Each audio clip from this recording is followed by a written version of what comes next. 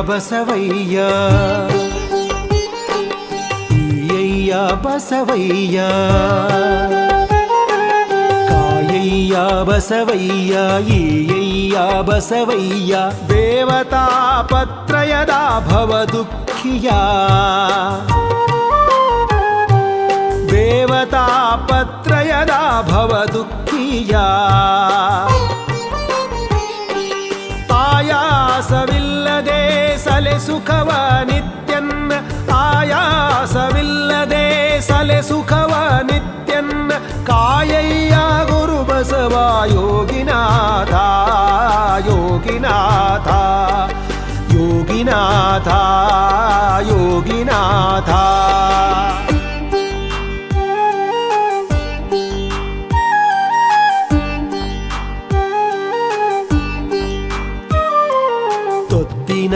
ಮಗನೇನಿ ಇತ್ತವಾರೆಂದೆನ್ನ ತೊತ್ತಿನ ಮಗನೇ ನೀನಿತ್ತಬಾರೆಂದೆನ್ನ ಎತ್ತಿ ಸಲಹಿದೆ ಗುರುವೇ ಬಸವ ಪ್ರಭುವೇ ಎತ್ತಿ ಸಲಹಿದೆ ಗುರುವೇ ಬಸವ ಪ್ರಭುವೇ ನಿತ್ಯಲಿಂಗಾರ್ಚಕರ ಭೃತ್ಯನಾಗಿರಲೆಂದು ನಿತ್ಯಲಿಂಗಾರ್ಚಕರ ಭೃತ್ಯನಾಗಿರಲೆಂದು ಮತ್ತೆ ಸಲಹಿದೆ ಗುರುವೇ ಯೋಗಿನಾಥ ಯೋಗಿನಾಥ ಯೋಗಿನಾಥ ಯೋಗಿನಾಥ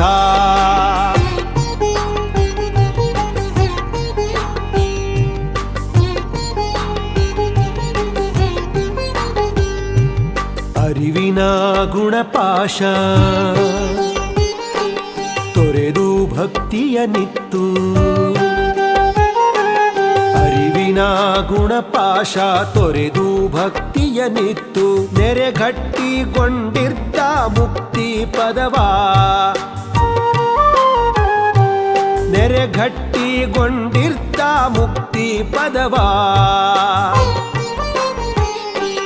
ಕರಿಗೊಳಿಸಿ ಮನ್ಮನದ ಅಜ್ಞಾನವ ಛೇದಿಸಿದ ಕರಿಗೊಳಿಸಿ ಮನ್ಮನದ ಅಜ್ಞಾನವ ಛೇದಿಸಿದ ಗುರುಬಸವ ಶರಣಯ್ಯ ಯೋಗಿನಾಥ ಯೋಗಿನಾಥ ಯೋಗಿನಾಥ ಯೋಗಿನಾಥ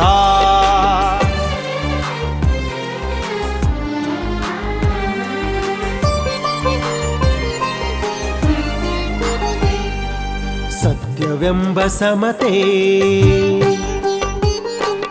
ನೆಲೆಗೊಂಡ ಶಿಶುವಿಂಗೆ ಸತ್ಯವೆಂಬ ಸಮತೆ ನೆಲೆಗೊಂಡ ಶಿಶುವಿಂಗೆ ಅಂಗತತ್ ಪೃಥ್ವಿಯ ತೊಟ್ಟಿಲಿಟ್ಟು ಅಂಗತತ್ ಪೃಥ್ವಿಯ ತೊಟ್ಟಿಲಿಟ್ಟು ಮಿಥ್ಯವಳಿದರಿವೆಯ ಹಾಸಿ ಮಲಗಿಸಿದನು ಮಿಥ್ಯವಳಿದರಿವೆಯ ಹಾಸಿ ಮಲಗಿಸಿದನು ಮುಕ್ತ ಬಸವಣ್ಣನೈ ಯೋಗಿನಾಥ ಯೋಗಿನಾಥ ಯೋಗಿನಾಥ ಯೋಗಿನಾಥ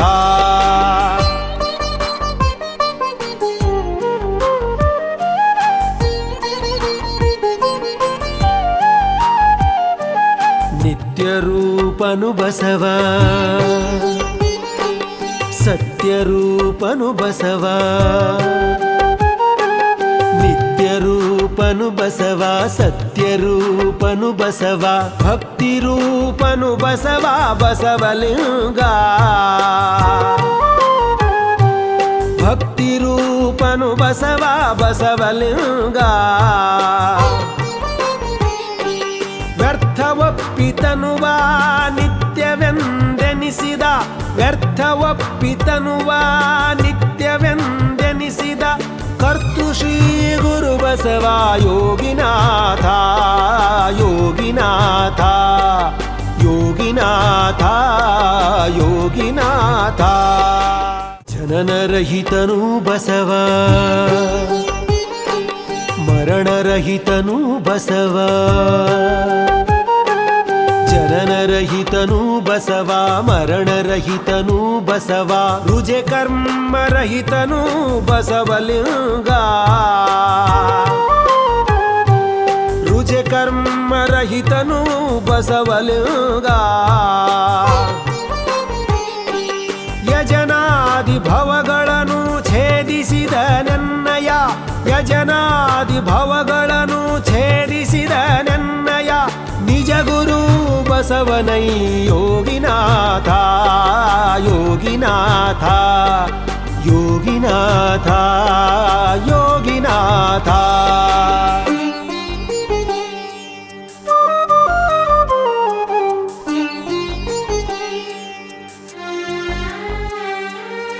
ಹಸುಳೆಯಾಗಿಯು ನಾನು ಕೆರೆಬಾವಿ ದೇವಾಲ್ಯ ಹಸುಳೆಯಾಗಿಯು ನಾನು ಕೆರೆಬಾವಿ ದೇವಾಲ್ಯ ವಿರಚಿಸಿ ಭವಕ್ಕೆ ಬಂದು ಫಲವನುಂಡು ವಿರಚಿಸಿ ಭವಕ್ಕೆ ಬಂದು ಫಲವನುಂಡು ನರಕಕ್ಕೆ ಬೀಳುವನ ಕರುಣದಿಂ ಹಿಡಿದೆತ್ತಿ ನರಕಕ್ಕೆ ಬೀಳುವನ ಕರುಣದಿಂ ಹಿಡಿದೆತ್ತಿ ಹೊರೆಯೊಳಿರಿಸಿದೆ ಬಸವ ಯೋಗಿನಾಥ ಯೋಗಿನಾಥ ಯೋಗಿನಾಥ ಯೋಗಿನಾಥ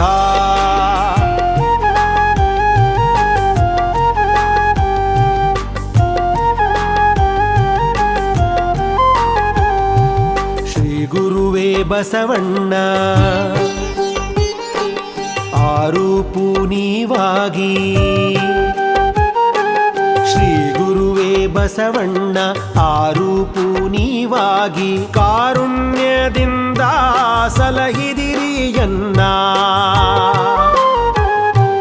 ಕಾರುಣ್ಯದಿಂದ ಸಲಹಿದಿರಿಯನ್ನ ಧಾರುಣಿಯ ಫಲಕಾನು ಓರಂತೆ ಬಾರದಲ ಧಾರುಣಿಯ ಫಲಕಾನು ಓರಂತೆ ಬಾರದಲ ಪರಿಯ ಮಾಡಿದಿರಿ ಯೋಗಿನಾಥ ಯೋಗಿನಾಥ ಯೋಗಿನಾಥ ಯೋಗಿನಾಥ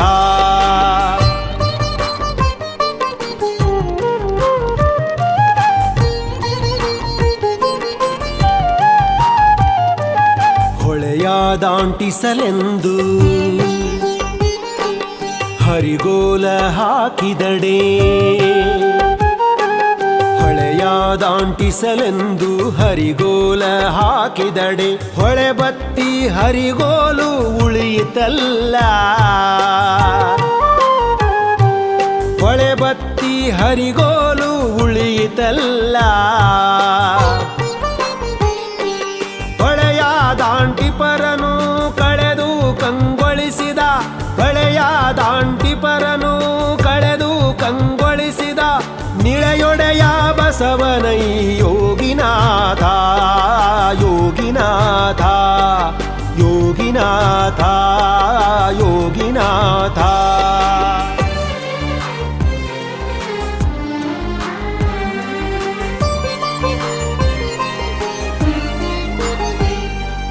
ಮನ್ನಣೆಯ ತನ್ನ ಗುಣ ಉನ್ನತದ ಅರಿವನು ಮನ್ನಣೆಯ ತನ್ನ ಗುಣ ಉನ್ನತದ ಅರಿವನು ಚೆನ್ನಾಗಿ ವರೆದೊರೆದು ನೋಡಿ ತಿಳಿದು ಚೆನ್ನಾಗಿ ವರೆದೊರೆದು ನೋಡಿ ತಿಳಿದು ಇನ್ನೂ ಸದ್ಭಕ್ತರಿಗೆ ಭವವಿಲ್ಲವೆಂಬುದನು ಇನ್ನೂ ಸದ್ಭಕ್ತರಿಗೆ ಭವವಿಲ್ಲವೆಂಬುದನು ಬಸವಣ್ಣನಿಂದರಿದೆ ಯೋಗಿನಾಥ ಯೋಗಿನಾಥ ಯೋಗಿನಾಥ ಯೋಗಿನಾಥ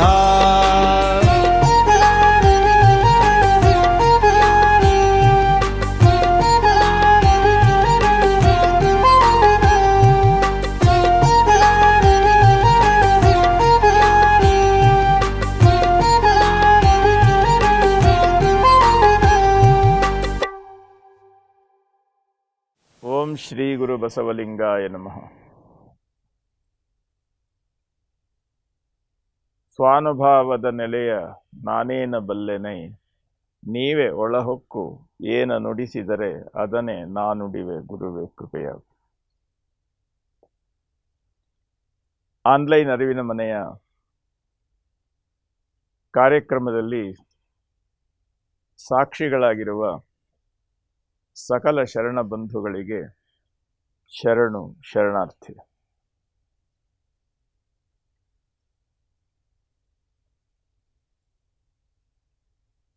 ಬಸವ ಸ್ತೋತ್ರ ತ್ರಿವಿಧಿ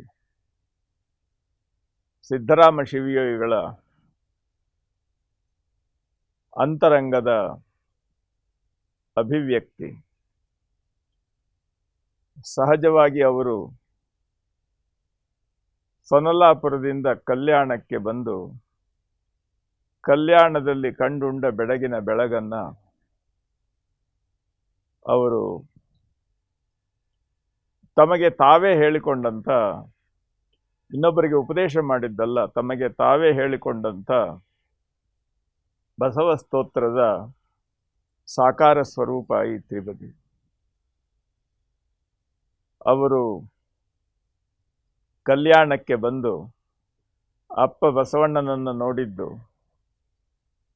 ಆ ಕೈಲಾಸದ ಆ ಸೃಷ್ಟಿಯ ಮೂಲ ಸ್ಥಾನವಾಗಿರ್ತಕ್ಕಂಥ ಆ ನೆಲೆಯಿಂದ ಆ ಏನೆನ್ನಲಿಲ್ಲದ ಮಹಾಘನಲಿಂಗ ಹೇಗೆ ಸಹಜವಾಗಿ ಲೋಕ ಕಲ್ಯಾಣಕ್ಕೋಸ್ಕರ ಸಾಕಾರ ಸ್ವರೂಪವನ್ನು ಹೊಂದುತ್ತಾ ಹೊಂದುತ್ತಾ ಹೊಂದುತ್ತಾ ಹೇಗೆ ನಮಗೆ ಗುರುವಾಗಿ ನಮ್ಮ ಅರಿವಿನ ಬೆಳಕಾಗಿ ನಮ್ಮ ಕಣ್ಮುಂದೆ ಬಂತು ಅನ್ನುವಂಥದ್ದನ್ನು ಕಳೆದ ತ್ರಿಪದಿಗಳಲ್ಲಿ ಸೂಕ್ಷ್ಮವಾಗಿ ನಾವು ಗಮನಿಸಿದ್ದೇವೆ. ನಾನು ಮೊದಲೇ ಹೇಳಿದ ಹಾಗೆ ಇಲ್ಲಿ ಅಪ್ಪ ಬಸವಣ್ಣನವರನ್ನು ಚಾರಿತ್ರಿಕವಾಗಿ ಗುರುತಿಸ್ತಕ್ಕಂಥದ್ದು, ಹೊರರೂಪವನ್ನು ಗುರುತಿಸ್ತಕ್ಕಂಥದ್ದಲ್ಲ, ಆ ಸಂಸ್ಕಾರ ಸಾಕಾರಗೊಂಡು ಹೇಗೆ ಆ ಬೆಳಕಿನ ಒಂದು ಮಹಾಘನವಾಗಿ ನಮ್ಮ ಮುಂದೆ ಬಂತು ಅನ್ನುವಂಥದ್ದನ್ನು ಅಂತರಂಗವನ್ನು ನೋಡ್ತಕ್ಕಂಥದ್ದು. ಶಬ್ದಗಳನ್ನು ಯಾರು ಬೇಕಾದರೂ ಕೇಳಬಹುದು. ಶಬ್ದದೊಳಗಣ ನಿಶ್ಶಬ್ದವನ್ನು ಗ್ರಹಿಸಬೇಕಾದ್ರೆ ಅಂತರಂಗದಲ್ಲಿ ಆತ ಪರಿಪೂರ್ಣತೆಯ ಆ ಒಂದು ನೆಲೆಯನ್ನು ಮುಟ್ಟುವಂತಹ ಸಂಸ್ಕಾರವಂತನಾಗಿ ತನ್ನ ಸಾಧನೆಯನ್ನು ಮುಂದುವರಿಸಿರಬೇಕು. ಇಲ್ಲಿ ಅವರು ಹೇಳ್ತಾರೆ, ಈ ಜಗತ್ತಿನಲ್ಲಿ ಏನು ಅನ್ನೋದನ್ನು ಇಹಪರವೆರಡನ್ನೂ ಅರಿಯದೇ ಇರತಕ್ಕಂಥ ನೆಲೆಯಲ್ಲಿ ಇದ್ದ ಒಂದು ಲೌಕಿಕ ಮುಖವಾಗಿರ್ತಕ್ಕಂಥ ವ್ಯಕ್ತಿಯ ಅಂತರಂಗದಲ್ಲಿ ಅರಿವಿನ ಒಳಜ್ಞಾನವನ್ನು ಜಾಗೃತಗೊಳಿಸಿ ಆ ಲೆಕ್ಕವನ್ನು ತನ್ನ ಆಚರಣೆಯಲ್ಲಿ ಕ್ರಿಯಾಮೂರ್ತಿಯಾಗಿ ತಾನು ಅರಳುವಂತೆ ಪ್ರೇರಕನಾಗಿ ಇರತಕ್ಕಂಥದ್ದನ್ನು ತಾನು ಸ್ತೋತ್ರ ರೂಪದಲ್ಲಿ ಕಂಡು ಉಂಡ ಬೆಡಗನ್ನು ಇಲ್ಲಿ ಸಿದ್ದರಾಮ ಶಿವಯೋಗಿಗಳು ಹೇಳಿದ್ದಾರೆ. ಕರಿಮಸ್ತಕದ ಮುತ್ತ ನಿತ್ತು ಕರಕೆ ಪರಮ ಪ್ರಸಾದವನ್ನು ಪಾಲಿಸಿ ರಕ್ಷಿಪೆ ಪರಮ ಶ್ರೀ ಗುರು ಬಸವ ಯೋಗಿನಾಥ ಅಂತ. ಯಾವುದೇ ಒಂದು ಕ್ರಿಯೆ ನಮ್ಮ ಅಂತರಂಗದಲ್ಲಿ ಕನಸಾಗಿ ಉಳಿಬಾರ್ದು, ಅದು ಸಹಜಾಚರಣೆಯಲ್ಲಿ ಸಂಪೂರ್ಣವಾಗಿ ಬರಬೇಕು. ಆ ಆಚರಣೆ ಮತ್ತು ಆ ವಿಷಯದ ಬಗ್ಗೆ ಸಹಜವಾಗಿರ್ತಕ್ಕಂಥದ್ದು ಸಂಬಂಧಾಚರಣೆಯಲ್ಲೂ ಸಹ ಅದು ಪರಿಪೂರ್ಣವಾಗಿ ಕೂಡಬೇಕು. ಆ ನೆಲೆಯಲ್ಲಿ ಬಂದಾಗ ಆ ಬಸವನ ಬೆಳಕನ್ನು, ಆ ಬಸವ ಪ್ರಭುವಿನ ಆ ಶಿವಯೋಗಿ ಬಸವಣ್ಣನನ್ನು ಕೇಳಿಕೊಳ್ಳೋದೇನು ನೋಡಿ. ಸಿದ್ದರಾಮ ಶಿವಯೋಗಿಗಳು ಯಾವ ರೀತಿ ಈ ಪದ್ಯದಲ್ಲಿ ಹೇಳ್ತಾರೆ ತಾವು ಗಮನಿಸಿದ್ದೀರಿ. ಕಾಯಯ್ಯ ಬಸವಯ್ಯ ಈಯಯ್ಯ ಬಸವಯ್ಯ ಜೀವ ತಾಪತ್ರಯದ ಭವದುಃಖಿಯ ಆಯಾಸವಿಲ್ಲದಲೆ ಸಲೆ ಸುಖವನಿತ್ತೆನ್ನ ಕಾಯಯ್ಯ ಗುರು ಬಸವ ಯೋಗಿನಾಥ. ನೋಡಿ, ನಮ್ಮನ್ನು ರಕ್ಷಣೆ ಮಾಡುವಂತ ಹೇಳಿ ಆ ಗುರು ಬಸವಣ್ಣನವರನ್ನು ಕೇಳುವಂಥದ್ದು. ಕಾಯಯ್ಯ ಅಷ್ಟೇ ಅಲ್ಲ, ನನಗೆ ಮುಂದಿನ ಮಾರ್ಗದ ಬೆಳಕನ್ನು ಕೊಡು. ಈ ಅಯ್ಯ ಬಸವಯ್ಯ ಜೀವ ತಾಪತ್ರಯದ ಭವದುಃಖಿಯ, ಈ ಹುಟ್ಟು ಸಾವುಗಳ ಬಂಧನದಲ್ಲಿ ಸಿಕ್ಕಾಕ್ಕೊಂಡು ಜೀವ ತಾಪತ್ರಯದಲ್ಲಿ ಹೊರಳ್ತಾ ಇರತಕ್ಕಂಥ ಈ ಭವದಿಂದ ಸುತ್ತಿ ಅದರಲ್ಲಿಯೇ ಹಣ್ಣಾಗಿ ಈಗ ದಾರಿ ಕಾಣದೇ ಇರತಕ್ಕಂಥ ಈ ಭವದುಃಖಿಯನ್ನು ಆಯಾಸವಿಲ್ಲದಲೇ ಯಾವ ರೀತಿ ತನ್ನ ಅಂತರಂಗವನ್ನು ಬೆಳಕಾಗಿ ಮಾಡಿಕೊಳ್ಬೇಕು ಅಂತ ಅನ್ನುವಂಥದ್ದನ್ನು ಮಾರ್ಗದರ್ಶನ ಮಾಡಿ ಸಲೆ ಸುಖವನಿತ್ತು ಕಾಯಿ ಅಂತ ಈ ರೀತಿ ಸಂಪೂರ್ಣವಾಗಿ ಆ ಬಸವ ಪ್ರಜ್ಞೆಗೆ ಶರಣಾದವರನ್ನು ಬಸವಣ್ಣ ಏನು ಮಾಡ್ದ ಅಂತ ಅನ್ನುವಂಥದ್ದನ್ನು ಬಸವಣ್ಣನಿಂದ ತಾನು ಕಂಡ ಆ ಸಾಂತ್ವನದ ನೆಲೆಯನ್ನು ಈ ಒಂದು ತ್ರಿಪದಿಯಲ್ಲಿ ಹೇಳ್ತಾರೆ ನೋಡಿ. ತೊತ್ತಿನ ಮಗನೇ ನೀನಿತ್ತ ಬಾ ಎಂದೆನ್ನ ಎತ್ತಿ ಸಲಹಿದ ಗುರುವೇ ಬಸವಣ್ಣನೇ ಬಸವ ಗುರುವೇ. ತೊತ್ತಿನ ಮಗನೇ ನೀನಿತ್ತ ಬಾರೆಂದೆನ್ನ ನೆತ್ತಿ ಸಲಹಿದ ಗುರುವೇ ಬಸವ ಗುರುವೇ. ನಿತ್ಯ ಲಿಂಗಾರ್ಚಕರ ಭೃತ್ಯನಾಗಿರಲೆಂದು ಮತ್ತೆ ಸಲಹಿದೆ ಗುರುವೇ ಯೋಗಿನಾಥ. ನೋಡಿ, ಕಲ್ಯಾಣಕ್ಕೆ ಬಂದ ಚನ್ನಬಸವಣ್ಣವರ ಅನುಭವ ಮಂಟಪದಲ್ಲಿ ಪ್ರಭುದೇವರ ಒಂದು ಆಶ್ರಯದಲ್ಲಿ ಬಸವಣ್ಣನಿಂದ ಪಡೆದಂತಹ ಒಂದು ವಿಶೇಷವಾದಂಥ ಆ ಒಂದು ನೆಲೆಯ ಮಾರ್ಗದರ್ಶನದ ಸ್ಪಷ್ಟ ದಾರಿಯನ್ನು ಕುರಿತು ತಮ್ಮ ಹೃದಯದ ಮಾತು, ಹೃದಯದ ಮಿಡಿತವನ್ನು ಈ ವಚನದಲ್ಲಿ ಹೇಳ್ತಾರೆ.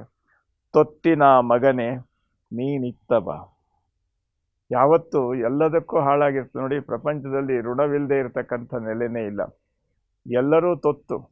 ಯಾಕೆ ಅಂತಂದರೆ ಎಲ್ಲರೂ ಇನ್ನೊಂದನ್ನು ಆಶ್ರಯಿಸಿ ದಾರಿ ಕಾಣದೆ ತೊಳೆದಾಡ್ತಕ್ಕಂಥ ಈ ವ್ಯವಸ್ಥೆಯಿಂದ ಈ ಸಂಪೂರ್ಣವಾಗಿ ಈ ವ್ಯವಹಾರಗಳಲ್ಲಿ ಭವಬಂಧನದಲ್ಲಿ ಸಿಲುಕಿ ಭವಪಾಶವಾಗಿ ಅದನ್ನು ಸ್ವೀಕಾರ ಮಾಡಿರ್ತಕ್ಕಂಥದ್ದು ನೋಡಿ. ಬಸವಣ್ಣವರು ಒಂದು ಪ್ರಸಂಗದಲ್ಲಿ ಹೇಳ್ತಾರೆ, ಭವಬಂಧನ ಭವಪಾಶವಾದ ಕಾರಣವೇನಯ್ಯ. ಈ ಬಂಧನ ಪಾಶವಾಗಿ ನಮ್ಮನ್ನು ಕಟ್ಟಾಕ್ಲಿಕ್ಕೆ ಕಾರಣ ಏನು? ಹಿಂದಣ ಜನ್ಮದಲ್ಲಿ ಲಿಂಗವ ಬರೆದನಾಗಿ ಯಾವುದನ್ನು ಮಾಡಬೇಕೋ ಆ ಲಿಂಗ ಪ್ರಜ್ಞೆ ಏನು ಅನ್ನೋದನ್ನು ಮರೆತು ಹಿಂದಣದ ಸಿರಿಯಲ್ಲಿ ನನ್ನ ಐಶ್ವರ್ಯ, ನನ್ನ ಸಂಪತ್ತು, ನನ್ನ ಅಧಿಕಾರ, ಈ ಅಧಿಕಾರ ಮದ, ವಿದ್ಯಾಮದ, ಧನಮದ ಇತ್ಯಾದಿ ಮದಗಳಲ್ಲಿ ಸೇರಿಕೊಂಡು ಜಂಗಮವ ಜರಿದನಾಗಿ ಸಮಾಜವನ್ನೇ ಕಡೆಗಣಿಸಿದ ನೆಲೆಯಲ್ಲಿ ಭವಬಂಧನ ಭವಪಾಶವಾಯಿತು. ಇದಕ್ಕೆ ಸಿಕ್ಕಾಕೊಂಡವರೇ ತೊತ್ತಿನ ಮಕ್ಕಳು. ಅವರನ್ನು ಯಾವ ರೀತಿ ಹೇಳ್ತಾರೆ? ತೊತ್ತಿನ ಮಗನೇ ನೀನಿತ್ತ ಬಾ ಎಂದು ಎನ್ನನ್ನು ಎತ್ತಿ ಸಲಹಿದ ಗುರುವೇ ಬಸವ ಗುರುವೇ ಬಸವ ತಂದೆ. ನೋಡಿ, ನಿತ್ಯ ಲಿಂಗಾರ್ಚಕರ ಭೃತ್ಯನಾಗಿರಲೆಂದು ಮತ್ತೆ ಸಲಹಿದೆ ಗುರುವೇ ಯೋಗಿನಾಥ. ನಿತ್ಯಲಿಂಗಾರ್ಚಕರು ಅಂತ ಹೇಳಿದ್ರೆ ನಾವು ಬೆಳಗ್ಗೆ ಪ್ರತಿನಿತ್ಯ ಪೂಜೆ ಮಾಡೋರು ಅಂತ ಅರ್ಥ ಅಲ್ಲ. ಪ್ರತಿನಿತ್ಯ ತ್ರಿಕಾಲ ಪೂಜೆ ಮಾಡೋರು ಅಂತ ಅನ್ನೋಂಥ ಮಿತಿ ಅಲ್ಲ. ನಿತ್ಯ ಲಿಂಗಾರ್ಚಕರು ಅಂದರೆ ಲಿಂಗ ಪ್ರಜ್ಞೆ ಇಲ್ಲದೆ ಅವರಿಗೆ ಹಗಲು ರಾತ್ರಿ ಪ್ರತಿಯೊಂದು ಕಣಗಳ ಕಾಲದ ಕ್ಷಣಗಳು ಸಹ ಲಿಂಗ ಪ್ರಜ್ಞೆಯಲ್ಲಿಯೇ ಇರತಕ್ಕಂಥದ್ದು ಇದೆಯಲ್ಲ, ಇದು ನಿತ್ಯ ಲಿಂಗಾರ್ಚನೆ. ನಿತ್ಯ ಲಿಂಗಾರ್ಚನೆ ಅಂತಂದರೆ ಲಿಂಗ ಪ್ರಜ್ಞೆಯನ್ನು, ಲಿಂಗ ಸಂಬಂಧವನ್ನು ಬಿಟ್ಟು ಒಂದು ಕ್ಷಣದಲ್ಲಿಯೂ ಇರಲಾರದಂತಹ ಎಚ್ಚರಿಕೆ. ಎಲ್ಲವೂ ಲಿಂಗ ಪ್ರಜ್ಞೆಯೇ. ಲಿಂಗದೊಡನೆ, ಲಿಂಗದಿಂದ, ಲಿಂಗ ಮೂರ್ತಿಯಾಗಿ, ಲಿಂಗ ಮಾರ್ಗದರ್ಶನದಲ್ಲಿ ನಡೆಯುತ್ತಾ ತಾನೇ ಲಿಂಗವಾಗಿ, ತಾನೇ ಲಿಂಗವೇ ಎಲ್ಲವಾಗಿ ಇಲ್ಲವಾಗಿರ್ತಕ್ಕಂಥ ನೆಲೆ ಇದೆಯಲ್ಲ, ಈ ಸಮರಸ ಭಕ್ತಿಯ ನೆಲೆಯನ್ನು ಇಲ್ಲಿ ಹೇಳ್ತಾರೆ ನಿತ್ಯ ಲಿಂಗಾರ್ಚಕರು ಅಂತ ಹೇಳ್ತಾರೆ. ನಿತ್ಯ ಲಿಂಗಾರ್ಚಕರು ಅಂದರೆ ಮಾಡುವುದೆಲ್ಲವೂ ಲಿಂಗ ಪೂಜೆ, ಮಾಡುವುದೆಲ್ಲವೂ ಲಿಂಗಾರ್ಚನೆ ಮತ್ತು ಸ್ವೀಕಾರ ಮಾಡುವುದೆಲ್ಲವೂ ಪಂಚೇಂದ್ರಿಯಗಳಿಂದ ಸ್ವೀಕಾರ ಮಾಡುವುದೆಲ್ಲವೂ ಲಿಂಗ ಪ್ರಸಾದ.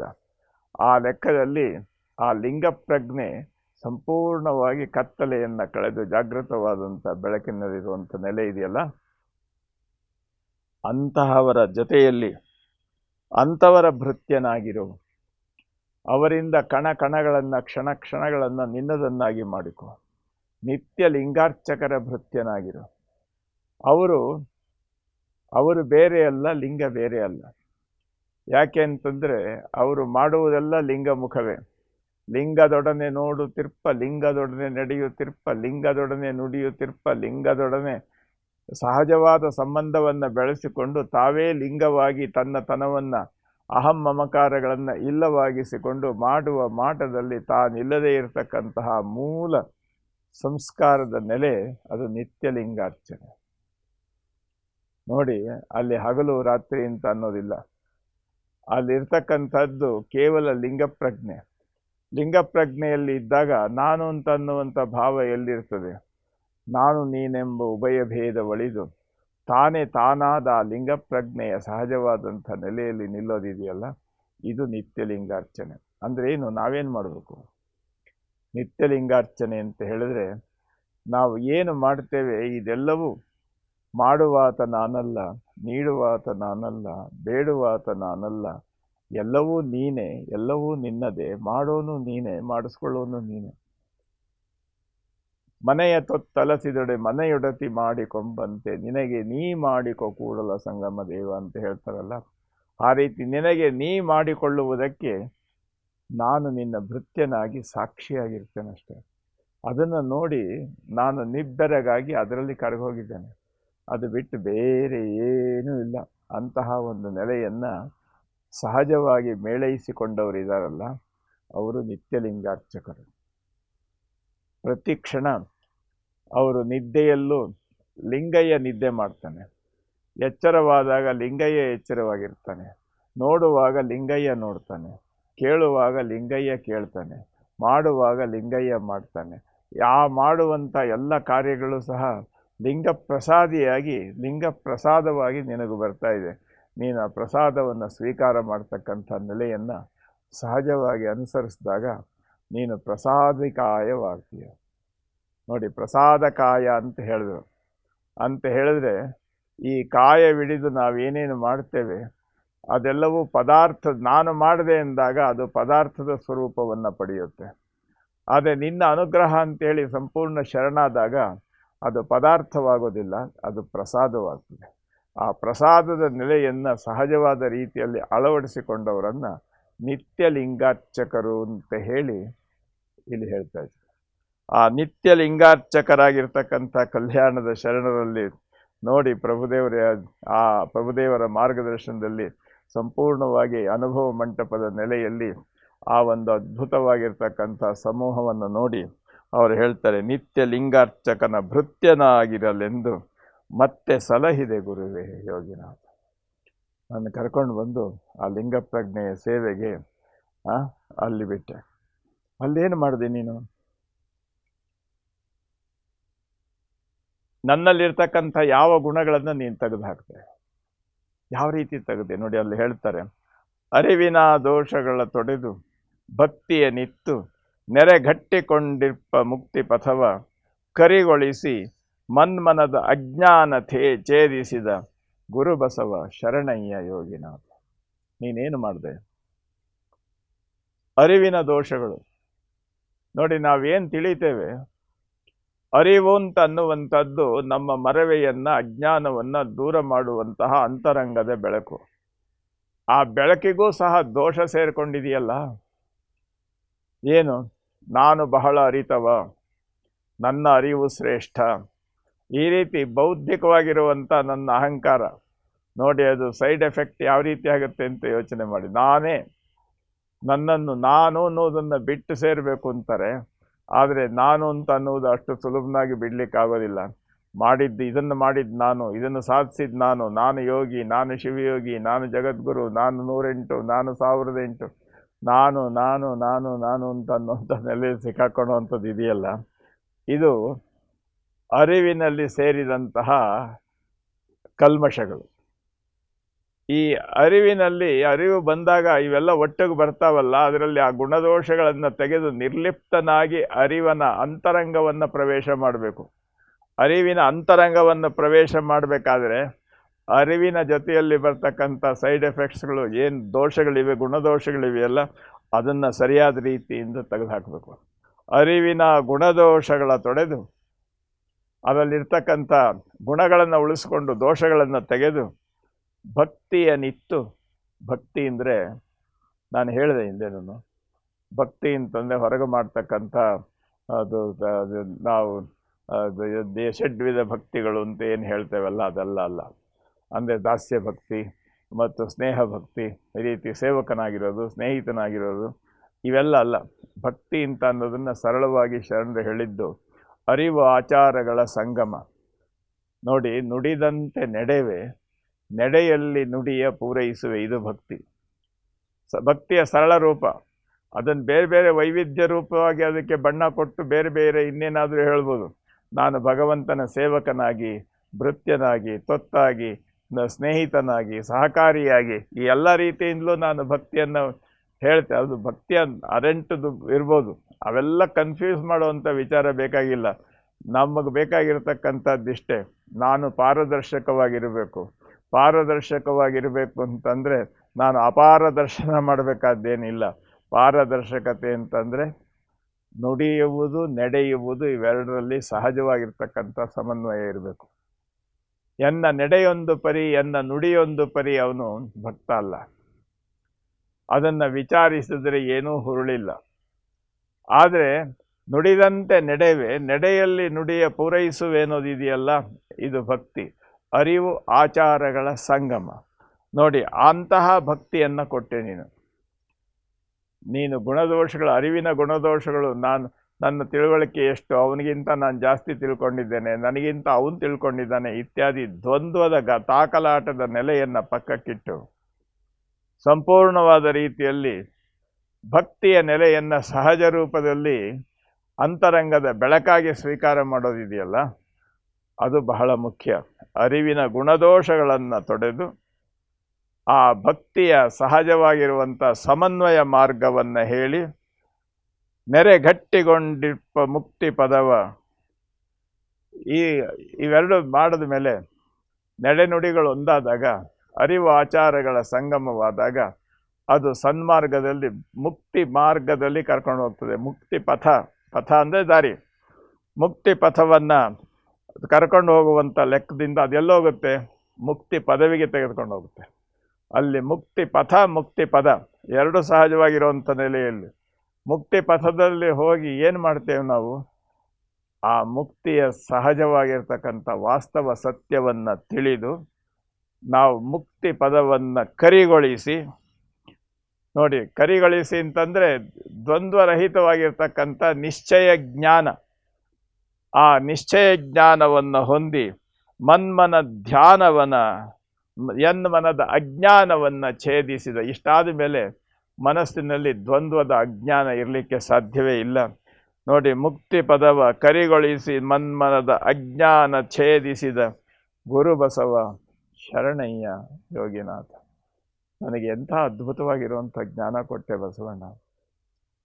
ನೋಡು, ನನ್ನಲ್ಲಿರ್ತಕ್ಕಂಥ ಈ ಎಲ್ಲ ದೋಷಗಳನ್ನು ತೆಗೆದು ಸಹಜವಾಗಿರುವಂಥ ರೀತಿಯಿಂದ ನನ್ನನ್ನು ಕತ್ತಲೆಯ ನೆಲೆಯಿಂದ, ದ್ವಂದ್ವದ ನೆಲೆಯಿಂದ, ಗೊಂದಲದ ಗೂಡಿನಿಂದ ಹೊರತಂದಲ್ಲ. ನನಗೆಂಥ ಅದ್ಭುತವಾಗಿರುವಂಥ ಮಾರ್ಗದರ್ಶನ ಮಾಡಿದೆ ಬಸವಣ್ಣ. ಮಿಥ್ಯವನ್ನು ಅಳಿದು ವಾಸ್ತವಂತ ರೀತಿಯಲ್ಲಿ ನೀನು ಕಳೆದಲ್ಲ. ಎಂಥ ಅದ್ಭುತವಾಗಿರುವಂಥ ನೆಲೆಯಲ್ಲಿ ನಮ್ಮನ್ನು ತಂದು ನಿಲ್ಲಿಸ್ತೇವೆ. ನೋಡಿ, ಮುಂದೆ ಹೇಳ್ತಾರೆ, ಸತ್ಯವೆಂಬ ಸಮತೆಯ ನೆಲೆಗೊಂಡ ಶಿಶುವಿಂಗೆ ಅಂಗ ತತ್ಪೃಥ್ವಿಯನ್ನು ತೊಟ್ಟಿಲಿಟ್ಟು ಮಿಥ್ಯ ದರುವೆಯ ಹಾಸಿ ಮಲಗಿಸಿದು ಭಕ್ತ ಬಸವಣ್ಣನೈ ಯೋಗಿನಾಥ. ನೋಡಿ, ಯಾವ ರೀತಿ ನನ್ನನ್ನು ನೀನು ಸಲಹದೆ. ಒಂದು ಮಗುವನ್ನು ಹೇಗೆ ತಾಯಿ ಸಲಹುತ್ತಾಳೆ, ಯಾವ ರೀತಿ ಲಾಲನೆ ಪೋಷಣೆ ಮಾಡ್ತಾಳೆ, ಅದನ್ನು ಇಟ್ಕೊಂಡು ಇಲ್ಲಿ ಹೇಳ್ತಾರೆ. ನಿಜವಾಗಿ ಸತ್ಯವೆಂಬ ಸಮತೆಯ ನೆಲೆಗೊಂಡ ಶಿಶು ಈ ಸತ್ಯದ ನೆಲೆಯಲ್ಲಿ ಬಂದು ನಿಚ್ಚಳ ಸ್ವರೂಪನಾಗಿ, ಯಾವುದೇ ದ್ವಂದ್ವವಿಲ್ಲದೆ, ಮೇಲು ಕೀಳು ಅನ್ನುವ ಅಹಂಕಾರ ಮಮಕಾರಗಳಿಲ್ಲದೆ ಮಗುವಿನಂತೆ ಆದಂಥ ನನ್ನನ್ನು, ಆ ಶಿಶುವಿಂಗೆ ಅಂಗ ತತ್ಪೃಥ್ವಿಯನ್ನು ತೊಟ್ಟಿಲಿಟ್ಟು, ಅಂಗ ತತ್ಪೃಥ್ವಿಯನ್ನು ತೊಟ್ಟಿಲಿಟ್ಟು. ಹಾಗಾದರೆ ಈ ಒಳಗಿನ ಚೈತನ್ಯ ಅದು ಶಿಶುವಾದರೆ, ಈ ಶರೀರ ಇದೆಯಲ್ಲ, ಪಂಚಭೂತಗಳಿಂದ ಆದಂಥ ಈ ಶರೀರ, ಈ ಅಂಗ ಅದಕ್ಕೆ ಆಶ್ರಯ. ನೋಡಿ, ಅಂಗ ಅದು ಸ್ಥೂಲ ಆಶ್ರಯವಾಗಿರ್ತಕ್ಕಂಥದ್ದು, ಒಳಗಿರ್ತಕ್ಕಂಥ ಜೀವ ಸಂಸ್ಕಾರ ಹೊಂದಿದಂಥದ್ದಕ್ಕೆ ಆಶ್ರಯವಾಗಿರ್ತಕ್ಕಂಥದ್ದು. ಅದು ಪೃಥ್ವಿ ಮೊದಲಾಗಿರ್ತಕ್ಕಂಥ ಪಂಚಭೂತಗಳು, ಅವುಗಳನ್ನು ತೊಟ್ಟಿಲಿಟ್ಟು ಅಂತಂದರೆ ಅದನ್ನು ನನ್ನ ಆಧಾರ ಮಾಡಿ. ಭೂಮಿ ನಮ್ಮ ಎಲ್ಲಕ್ಕೂ ಆಧಾರ ಅಲ್ವೇ? ಹಾಗೆ ಈ ಶರೀರ ಇದೆಯಲ್ಲ, ಇದು ಭೂಮಿಯ ಹಾಗೆ.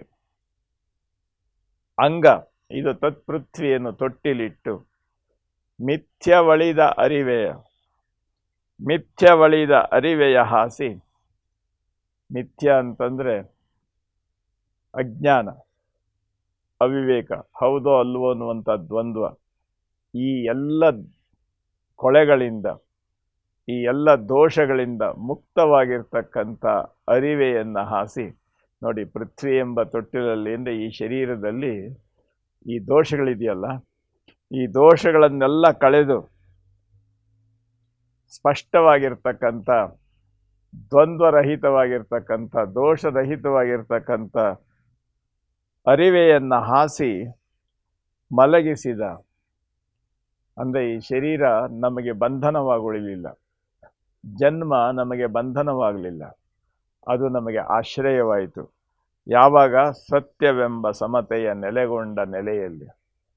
ಆವಾಗ ಆ ಶರೀರ ಅಂತನ್ನುವಂಥ, ಈ ಲಿಂಗ ಶರೀರ ಅಂತನ್ನುವಂಥ ಈ ತೊಟ್ಟಿಲಲ್ಲಿ ಮಲಗಿದಂತಹ ಈ ಮೂಲ ಚೈತನ್ಯಕ್ಕೆ ಈ ಗುಣದೋಷಗಳೆಂಬ ಎಲ್ಲ ದೋಷಗಳನ್ನು ತೆಗೆದಿರ್ತಕ್ಕಂಥ ಅರಿವೆಯನ್ನು ಹೊದ್ದಿಸಿ, ಅಂತಂದರೆ ದ್ವಂದ್ವರಹಿತವಾಗಿರ್ತಕ್ಕಂಥ ನಾನು ಅನ್ನುವಂಥದ್ದನ್ನು, ನೀನು ಅನ್ನುವ ಅಜ್ಞಾನ ಅಹಂಕಾರಗಳನ್ನು ಪಕ್ಕಕ್ಕಿಟ್ಟಂಥ ಆ ನೆಲೆಯಲ್ಲಿ ಅದನ್ನು ಹೊದಿಸಿ ಮಲಗಿಸಿದ. ಯಾರು? ಭಕ್ತ ಬಸವಣ್ಣನ ಯೋಗಿನಾಥ. ಅಲ್ಲಿ ಭಕ್ತ ಅಂತಂದರೆ ಸಮರಸ ನೆಲೆಯನ್ನು ಹೊಂದಿದವ ಅಂತ. ನಾವೇನು ಮಾಡ್ತೇವೆ ಅಂದರೆ, ಬಸವಣ್ಣ ಭಕ್ತ ಅಂದರೆ ಓಹೋ ಬಸವಣ್ಣ ಎಲ್ಲರಿಗೂ ಅಡ್ಡಬಿದ್ದು ಬಸವಣ್ಣ ಹಾಗೆ ಹೀಗೆ ಅಂದ್ಬಿಟ್ಟು ನಮ್ಮ ಲೌಕಿಕವಾಗಿ ನಾವು ತಿಳ್ಕೊಂಡಂಥ ಭಕ್ತಿಯ ಅಜ್ಞಾನ ಸ್ವರೂಪವನ್ನು ಇಟ್ಟುಕೊಂಡು ಭಕ್ತ ಅನ್ನೋದನ್ನು ನಾವು ಅನರ್ಥ ಮಾಡ್ತೇವೆ. ಆದರೆ ವಾಸ್ತವವಾಗಿ ಭಕ್ತ ಅಂತ ಅನ್ನುವಂಥದ್ದು ಇದೆಯಲ್ಲ, ಅದು ಅರಿವು ಆಚಾರಗಳ ಸಂಗಮ. ಅಲ್ಲಿ ಎರಡು ಅಂತನ್ನುವಂಥದ್ದು ಇಲ್ವೇ ಇಲ್ಲ.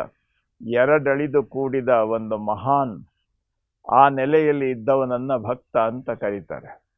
ನೋಡಿ, ಅದಕ್ಕೆ ತೋಂಟದ ಸಿದ್ಧಲಿಂಗ ಶಿವಯೋಗಿಗಳು ಹೇಳ್ತಾರೆ, ಯಡಿಯೂರು ಸಿದ್ಧಲಿಂಗೇಶ್ವರರು ಬಸವಣ್ಣನವ್ರನ್ನ ಕುರಿತು, ಕಾಯಕ್ಕಾಧಾರ ಭಕ್ತ, ಕರಣಕ್ಕಾಧಾರ ಭಕ್ತ, ಜೀವಕ್ಕಾಧಾರ ಭಕ್ತ, ಜೀವನಕ್ಕಾಧಾರ ಭಕ್ತ, ನನಗಾಧಾರ ಭಕ್ತ, ನಿನಗಾಧಾರ ಭಕ್ತ, ಇಂತಪ್ಪ ಸದ್ಭಕ್ತ ಸಂಗನ ಬಸವಣ್ಣನ ಶ್ರೀಪಾದವ ತೋರಿ ಎನ್ನನುಳಿಹಿಕೊಳ್ಳ. ಅವರ ವಚನದಲ್ಲಿ ಹೇಳ್ತಾರೆ, ಶಿವಸಿದ್ದೇಶ್ವರ ಪ್ರಭುವೆ. ಬಸವಣ್ಣನನ್ನು ಕುರಿತು ಹೇಳುವಂಥದ್ದು, ಬಸವಣ್ಣ ಭಕ್ತ ಅಂತ ಅನ್ನೋದು ಹೊರಗಿನ ರೂಪ ಅಲ್ಲ. ಭಕ್ತ ಅನ್ನಬೇಕಾದ್ರೆ ಇಷ್ಟೆಲ್ಲ ಸಹಜವಾಗಿರ್ತಕ್ಕಂಥ ಪುಟಬಿಟ್ಟ ಚಿನ್ನದ ಹಾಗೆ ಪರಿಪೂರ್ಣತೆಯ ನೆಲೆಯನ್ನು ಕಂಡವನು. ಭಗವಂತನಾಗೋದು ಸುಲಭ, ಬಸವಣ್ಣನೆಂಬ ಭಕ್ತನಾಗೋದು ಬಹಳ ಕಷ್ಟ. ಅದಕ್ಕೋಸ್ಕರನೇ ಭಗವಂತನೂ ಸಹ ಭಕ್ತನನ್ನು ಆಶ್ರಯಿಸಿರ್ತಾನಂತೆ. ಯಾಕೆಂದರೆ ನಿರಾಕಾರನಾದಂಥ ಭಗವಂತ ಸಾಕಾರ ಸ್ವರೂಪಕ್ಕೆ ಬಂದಾಗ ಎಲ್ಲ ಗುಣದೋಷಗಳು, ಅವತಾರಗಳು ಇತ್ಯಾದಿಗಳು ಸಿಕ್ಕಾಕ್ಕೊಂಡು ಭಜೀತಿ ಎದ್ದೋಗಿರ್ತಾನೆ. ಅವನನ್ನು ಮತ್ತೆ ಸಹಜ ಸ್ವರೂಪದ ನಿಜದ ನೆಲೆಯಲ್ಲಿ ನಿಲ್ಲಿಸಬೇಕಾದ್ರೆ ಅದಕ್ಕೆ ಇಂಥ ಭಕ್ತ ಬೇಕು. ಇದೆಲ್ಲ ಆನುಭಾವಿಕವಾದಂಥ ನೆಲೆ, ಪುರಾಣದ ಮಾತು, ಪುರಾಣದ ಕಥೆಗಳಲ್ಲ. ಹೀಗಾಗಿ ಇವನ್ನು ನಾವು ಬೌದ್ಧಿಕವಾಗಿ ಅರ್ಥ ಮಾಡಿಕೊಳ್ಳೋದಕ್ಕಿಂತ ನಮ್ಮ ಹೃದಯದ ಮಿಡಿತವಾಗಿ ಅರ್ಥ ಮಾಡಿಕೊಳ್ಳೋದಿದೆಯಲ್ಲ, ಇದು ಬಹಳ ಮುಖ್ಯ. ಇದನ್ನು ನಾವು ಸಹಜವಾಗಿ ಇದರ ಬಗ್ಗೆ ನಮಗೆ ಕುತೂಹಲಕರವಾದಂಥ ಗಮನವನ್ನು ನಾವು ಹರಿಸಬೇಕು. ನೋಡಿ ಎಷ್ಟು ಸ್ವಾರಸ್ಯವಾಗಿ ಹೇಳಿದ್ರು. ಹಾಗಾದರೆ ಭಕ್ತ ಬಸವಣ್ಣ ಇಂಥ ಅದ್ಭುತವಾದ ಸೇವೆಯನ್ನು ನಮ್ಮ ಕಣ್ಮುಂದೆ ತಂದಿಟ್ಟ. ಮುಂದೆ ಹೇಳ್ತಾರೆ ಬಸವಣ್ಣನ ಬಗ್ಗೆ, ನಿತ್ಯ ರೂಪನು ಬಸವ, ಸತ್ಯ ರೂಪನು ಬಸವ, ಭಕ್ತಿ ರೂಪನು ಬಸವ, ಬಸವಲಿಂಗ. ಬಸವಣ್ಣ ನಾನು ಇಷ್ಟೆಲ್ಲ ಮಾಡ್ದ ಭಕ್ತ ಬಸವಣ್ಣ. ಆ ಬಸವಣ್ಣ ಯಾರು? ನಿತ್ಯ ರೂಪನು ಬಸವ, ಸತ್ಯ ರೂಪನು ಬಸವ, ಭಕ್ತಿ ರೂಪನು ಬಸವ, ಬಸವಲಿಂಗ. ವ್ಯರ್ಥವಪ್ಪ ಈ ತನುವ ನಿತ್ಯವೆಂದೆನಿಸಿದ ಕರ್ತೃ ಶ್ರೀ ಗುರು ಬಸವ ಯೋಗಿನಾಥ. ನೋಡಿ ಎಷ್ಟು ಸ್ವಾರಸ್ಯ ಇದೆ. ಸರಳವಾದಂಥ ಒಂದು 4 ಸಾಲುಗಳು ಅಂತ ನಾವು ತೆಗೆದುಕೊಳ್ಳೋದಲ್ಲ, ಅದರ ಅಂತರಂಗದಲ್ಲಿರ್ತಕ್ಕಂಥ ಮಹಾ ಬೆಳಗಿನ ಅದ್ಭುತವಾಗಿರುವಂಥ ಒಂದು ವಿಶೇಷವಾಗಿರೋ ತಿಳುವಳಿಕೆ ಇದೆಯಲ್ಲ, ಅದರ ಬಗ್ಗೆ ನಾವು ಗಮನ ಹರಿಸ್ಬೇಕು. ಇಲ್ಲಿ ಮುಖ್ಯವಾಗಿ ಇಲ್ಲಿ ಹೇಳ್ತಾರೆ, ನಿತ್ಯ ರೂಪನು ಬಸವ. ಇದಕ್ಕೆ ಆದಿ ಅಂತ್ಯಗಳೆರಡೂ ಇಲ್ಲ. ನಿತ್ಯ ರೂಪ ಅಂದರೆ ಈ ಜಗತ್ತಿನಲ್ಲಿ ಈ ಬ್ರಹ್ಮಾಂಡದಲ್ಲಿ ಭಗವಂತನ ಸೃಷ್ಟಿಯಲ್ಲಿ ನಿತ್ಯವಾಗಿರ್ತಕ್ಕಂಥದ್ದು ಯಾವುದು? ಇದಕ್ಕೆಲ್ಲ ಆಶ್ರಯ ಕೊಟ್ಟು ತಾನಿಲ್ಲದೆ ಇರತಕ್ಕಂಥ ಒಂದು ವಿಶೇಷವಾಗಿರುವಂಥ ಬಯಲಿದೆಯಲ್ಲ ನೋಡಿ. ಈ ಬಯಲು ಇವರು ನಮ್ಮ ಮೈಲಾರದ ಬಸವಲಿಂಗ ಅಂತ ಹೇಳ್ತಾರೆ, ಬಯಲೊಳಗೆ ಬಯಲೊಗೆದು ಬಯಲೊಳಗೆ ಸಂಚರಿಸಿ ಬಯಲೊಳಗೆ ಬಯಲು ಲಯವಾಗುವುದ ಕಂಡು ಭಯಗೊಂಡೆ ಗುರುವೆ ಕೃಪೆಯ. ಯಾವುದು ಬಯಲು? ಎಲ್ಲ ಹುಟ್ಟಿದ್ದೆಲ್ಲಿಂದ? ಎಲ್ಲ ಇರೋದೆಲ್ಲಿಂದ? ಯಾವುದು ಬಯಲು, ಯಾವುದು ನಿರ್ಬಯಲು? ಬಯಲಿಲ್ಲದ್ದು ಯಾವುದದು? ಬಯಲ ಸೀಮೆಯ ನೆಲೆಯನ್ನು ಯಾವ ರೀತಿ ಹೇಳಬೇಕು? ಹೇಳ್ತಾರೆ ನಮ್ಮ ಶರಣರು, ಬಯಲ ರೂಪ ಆಗಿದ್ದ ಲಿಂಗವ ಬಯಲ ಹಸ್ತದೊಳಿರಿಸಿ ಸಂತತ ಬಯಲ ಪೂಜೆಯ ಮಾಡಿ ಮನ ಮುಳುಗಾಡಿ ಮುದದಿಂದ ಬಯಲ ದ್ರವ್ಯಗಳರ್ಪಿಸುತ್ತ ಚಿದ್ಬಯಲ ಶೇಷವನುಂಡು ಸುಖಿಸುವ ಬಯಲೊಳಗೆ ನಿರವಯಲ ತೋರಿದ ಗುರುವೇ ಶರಣ. ಇಂಥ ಬಯಲಿನ ನೆಲೆಯನ್ನ ಇಲ್ಲಿ ಸಹಜವಾದಂಥ ರೀತಿಯಲ್ಲಿ ಹೇಳುವಂಥದ್ದು. ಹೇಗೆ? ನಿತ್ಯ ರೂಪನು ಬಸವ, ಸತ್ಯ ರೂಪನು ಬಸವ, ಭಕ್ತಿ ರೂಪನು ಬಸವ, ಬಸವಲಿಂಗ ವ್ಯರ್ಥವಪ್ಪ ಈತನುವ ನಿತ್ಯವೆಂದೆನಿಸಿದ ಕರ್ತೃ ಶ್ರೀ ಗುರು ಬಸವ ಯೋಗಿನಾಥ. ಇಲ್ಲಿಷ್ಟೇ, ಬಸವಣ್ಣ ನಿತ್ಯ ರೂಪನು ಅಷ್ಟೇ ಅಲ್ಲ, ಸತ್ಯ ರೂಪನು. ವಾಸ್ತವತೆಯೂ ಇದೆ. ನಿತ್ಯ ಅನ್ನೋದು ನಿರಾಕಾರವಾದರೆ ಸತ್ಯ ಅನ್ನೋದು ಸಾಕಾರ. ಮತ್ತು ಅಷ್ಟೇ ಅಲ್ಲ, ಇವೆರಡರ ಸಮನ್ವಯ ಇದೆಯಲ್ಲ, ಅದು ಭಕ್ತಿ. ನಿತ್ಯ ಸತ್ಯಗಳೆರಡು ಒಂದರೊಳಗೊಂದು ಸಮರಸಗೊಂಡಾಗ ಅದು ಭಕ್ತಿ ರೂಪ ಅಂತ ಅನ್ನಿಸ್ಕೊಳ್ಳುತ್ತೆ. ಅದು ಬಸವಲಿಂಗ. ವ್ಯರ್ಥವಪ್ಪ ಈ ತನುವ, ಈ ಹುಟ್ಟು ಸಾವುಗಳ ದೋಷದಲ್ಲಿ ಸಿಕ್ಕಾಕೊಂಡು ಸಂಪೂರ್ಣವಾಗಿ ಅನರ್ಥಕಾರಿಯಾಗಿ ನಶ್ವರವಾಗಿರ್ತಕ್ಕಂಥ ಈ ಶರೀರವನ್ನು ನಿತ್ಯವೆಂದೆನಿಸಿದೆ. ಯಾಕೆಂದರೆ ಲಿಂಗ ಪ್ರಜ್ಞೆಯನ್ನು ಜಾಗೃತ ಮಾಡಿ ಆ ಸ್ಥಾವರವಾಗಿರ್ತಕ್ಕಂಥ ಅಜ್ಞಾನ ಸ್ವರೂಪವಾಗಿರ್ತಕ್ಕಂಥ ಈ ಶರೀರವನ್ನು ಲಿಂಗ ಪ್ರಜ್ಞೆಯ ಬೆಳಕಿನಿಂದ ಪುಟಕ್ಕಿಟ್ಟು ಅದನ್ನು ಬೆಳಕಿನ ಅಂಗಳದ ಬೆಳಕಾಗಿ ಮಾಡಿದಂಥ ಒಂದು ವೈಶಿಷ್ಟ್ಯ ಇದೆಯಲ್ಲ, ಇದು ವ್ಯರ್ಥವಪ್ಪಿ ತನುವ ನಿತ್ಯವೆಂದೆನಿಸಿದ ಕರ್ತೃ ಶ್ರೀ ಗುರು ಬಸವ ಯೋಗಿನಾಥ. ಎಷ್ಟು ಅಜ್ಞಾನದಲ್ಲಿ ಸಿಕ್ಕಾಕೊಂಡು ಕೆರೆ ಬಾವಿ ಕಟ್ಟೆ ಕಟ್ಕೊಂಡು ಎಲ್ಲೋ ಒದ್ದಾಡಿಕೊಂಡು ಏನೋ ಮಾಡಿಕೊಂಡು ಎಲ್ಲೋ ಇದ್ದು ನಿತ್ಯ ಗೊಂದಲದ ಗೂಡಿನಲ್ಲಿ ಬಿದ್ದು ಗೊಂದಲಿಗನಾಗಿಯೇ ತನ್ನ ನೆಲೆಯನ್ನು ಕಳ್ಕೊಂಡಿರ್ತಕ್ಕಂಥ ನನ್ನನ್ನು ಇತ್ತ ಬಾ ಅಂತ ಕರೆದು ಈ ರೀತಿ ಮಾಡಿ ನನ್ನನ್ನು ಇಷ್ಟು ಎತ್ತರಕ್ಕೆ ತಂದೆಲ್ಲ ಬಸವಣ್ಣ. ನೋಡಿ, ಬಸವಣ್ಣನಿಂದ ಸಿದ್ದರಾಮ ಶಿವಗಳು ಪಡೆದಿದ್ದೇನು? ನಾವು ಬರೀ ಬಾಯಿನಲ್ಲಿ ಮಾತಾಡ್ತಾ ಇದ್ದೇವೆ. ಬಸವಣ್ಣ ನಮ್ಮ ಅಂತರಂಗ ಬಹಿರಂಗವನ್ನೆಲ್ಲ ವ್ಯಾಪಿಸಿರ್ತಕ್ಕಂಥ ಒಂದು ಚಿದಂಶವಾಗಿ ಸಂಪೂರ್ಣವಾದಂಥ ರೀತಿಯಲ್ಲಿ ಅರ್ಥ ಮಾಡಿಕೊಂಡಾಗ ಬಸವಣ್ಣನ ಸಹಜ ಸ್ವರೂಪ ನಮ್ಮ ಕಣ್ಣಿಗೆ ಕಾಣುತ್ತೆ ಅಥವಾ ನಮ್ಮ ಅರಿವಿಗೆ ಗೋಚರವಾಗುತ್ತೆ. ಆ ನೆಲೆಯನ್ನು ತಲುಪಲಿಕ್ಕೆ ಕಲ್ಯಾಣದ ಅಂಗಳದಲ್ಲಿ ಎಲ್ಲರೂ ಬಂದು ಬಂದು ಬಂದು ಸೇರಿ ಆ ಕಲ್ಯಾಣವನ್ನು ಶಿವಪುರವೆನಿಸಿದರು. ಕಲ್ಯಾಣ ಅದ್ಭುತವಾಗಿರುವಂಥ ನೆಲೆಯಾಯಿತು. ಹಾಗಾದರೆ ಈ ಬಸವಣ್ಣನನ್ನು ನಾವು ಆಕಾರದಲ್ಲಿ ಹೇಳ್ತೇವಲ್ಲ, ಇದರ ಮುಂದಿನ ಗತಿ ಏನು? ಅದಕ್ಕೆ ಸಿದ್ದರಾಮ ಶಿವಗಳು ಹೇಳ್ತಾರೆ, ಇನ್ನೂ ಮುಗಿದಿಲ್ಲಪ್ಪ ಬಸವಣ್ಣನ ವಿಚಾರ ಹೇಳೋದು. ಬಸವಣ್ಣ ಜನನ ರಹಿತ, ಅವನು ಹುಟ್ಟಿಲ್ಲ. ಬಸವಣ್ಣ ಮರಣರಹಿತ, ಅವನು ಸತ್ತು ಇಲ್ಲ. ಅನಾದಿ ಅನಂತ, ಹುಟ್ಟಿಲ್ಲದ ಅಂತ್ಯವಿಲ್ಲದ ಸಹಜವಾಗಿರ್ತಕ್ಕಂಥವನು ಬಸವಣ್ಣ. ಜನನರಹಿತನು ಬಸವ, ಮರಣರಹಿತನು ಬಸವ, ರುಜೆ ಕರ್ಮರಹಿತನು ಬಸವಲಿಂಗ. ಈ ಹುಟ್ಟಿನಿಂದ ನಮಗೆ ಬೇಕಾದಷ್ಟು ನಿರೋಧ ವಿರೋಧ ಎಲ್ಲ ಸೃಷ್ಟಿಯಾಗ್ತವೆ. ಎಲ್ಲ ಆಕ್ರಮಣಗಳಿಗೆ ವ್ಯವಸ್ಥೆಗಳಿಗೆ ತುತ್ತಾಗ್ತವೆ. ಹೊರಗಿನ ಪ್ರಕೃತಿಯ ವಾತಾವರಣದ ದೋಷಗಳಿರ್ಬೋದು, ರೋಗಗಳಿರ್ಬೋದು, ಒಳಗಿರ್ತಕ್ಕಂಥ ರೋಗಾಣುಗಳು ಜೀವಾಣುಗಳು, ಒಟ್ಟಿನಲ್ಲಿ ಈ ಗದ್ದಲ ಗಲಾಟೆ ಸಂಗ್ರಾಮ ನಿರಂತರವಾಗಿ ನಡೆಯುವಂಥದ್ದು. ಆದರೆ ಬಸವಣ್ಣನಲ್ಲಿ ಇದು ಯಾವುದೂ ಅಂಟಿಲ್ಲ. ರುಜಕರ್ಮ ರಹಿತನು ಬಸವಲಿಂಗ, ಯಜನಾದಿ ಭವಗಳನ್ನು ಛೇದಿಸಿದನು, ಎನ್ನೆಯ ನಿಜಗುರು ಬಸವನೈ ಯೋಗಿನಾಥ. ಯಜನ ಅಂತ ಹೇಳಿದ್ರೆ ದೇವರ ಪೂಜೆಯಲ್ಲಿ ನಾವು ಮಾಡ್ತಕ್ಕಂಥ ಪೂಜಾ ಕ್ರಿಯೆಗಳು. ಪೂಜಾ ಕ್ರಿಯೆ ಲೌಕಿಕವಾಗಿ ನಡೆಯುವಾಗ ಅಷ್ಟವಿಧಾರ್ಚನೆ ಇತ್ಯಾದಿಗಳು. ಯಜನ ಅಂದರೆ ಯಜ್ಞ ಯಾಗ ಇವುಗಳಲ್ಲಿ ಮಾಡ್ತಕ್ಕಂಥ ಒಂದು ಸ್ವರೂಪ. ಇದೇನಾಗಿತ್ತು? ಯಜ್ಞ ಅಂತ ಹೇಳಿದ್ರೆ ಅಗ್ನಿಯಲ್ಲಿ ಪದಾರ್ಥಗಳನ್ನು ಅರ್ಪಿಸುವುದು.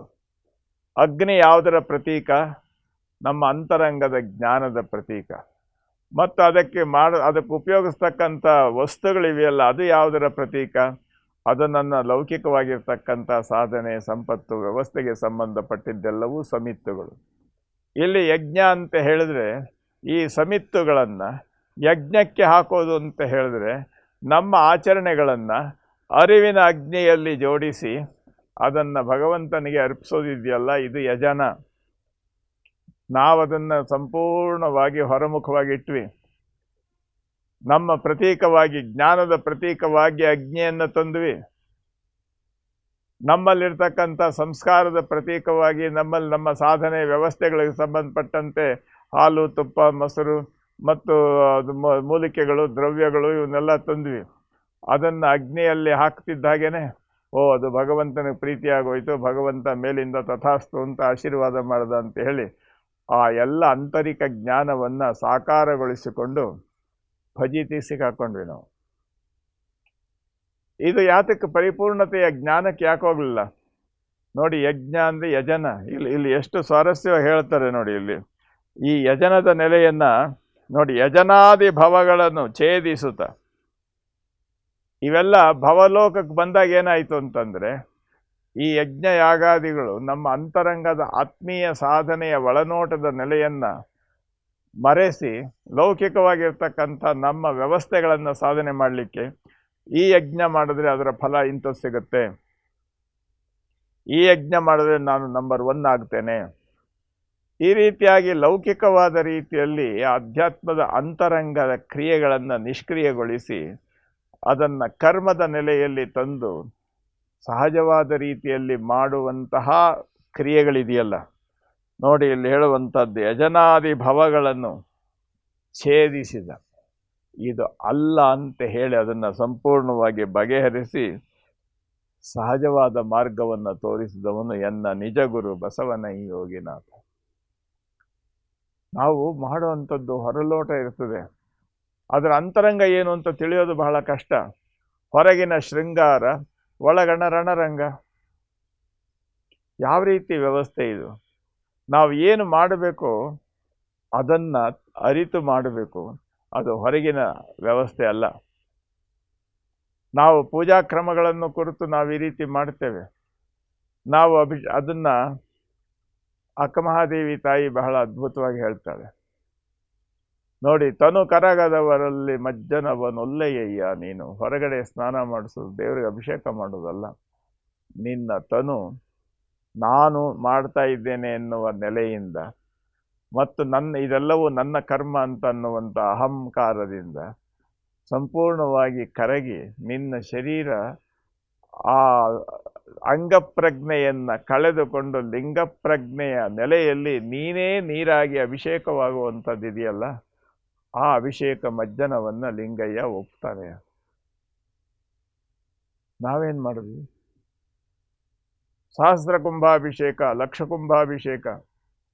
ಹೌದು, ಗುರುಗಳು, ಮಹಾರಾಜ ಎಲ್ಲ ಲಕ್ಷ ಕುಂಭಾಭಿಷೇಕ ಮಾಡಿದ್ರು. ಏನು ಮಾಡಿದ್ರು? ಅವರು ಲಿಂಗಯ್ಯನ ಮುಂದೆ ನಿಂತರು, ಕುಂತರು. ಲಕ್ಷ ಜನ ಭಕ್ತರು ಲಕ್ಷ ಕಳಶಗಳಲ್ಲಿ ಜಲವನ್ನು ತಂದರು. ಇವರು ಅದನ್ನು ಇಸ್ಕೊಂಡು ನೀರ ಮೇಲೆ ಬಗ್ಸರು.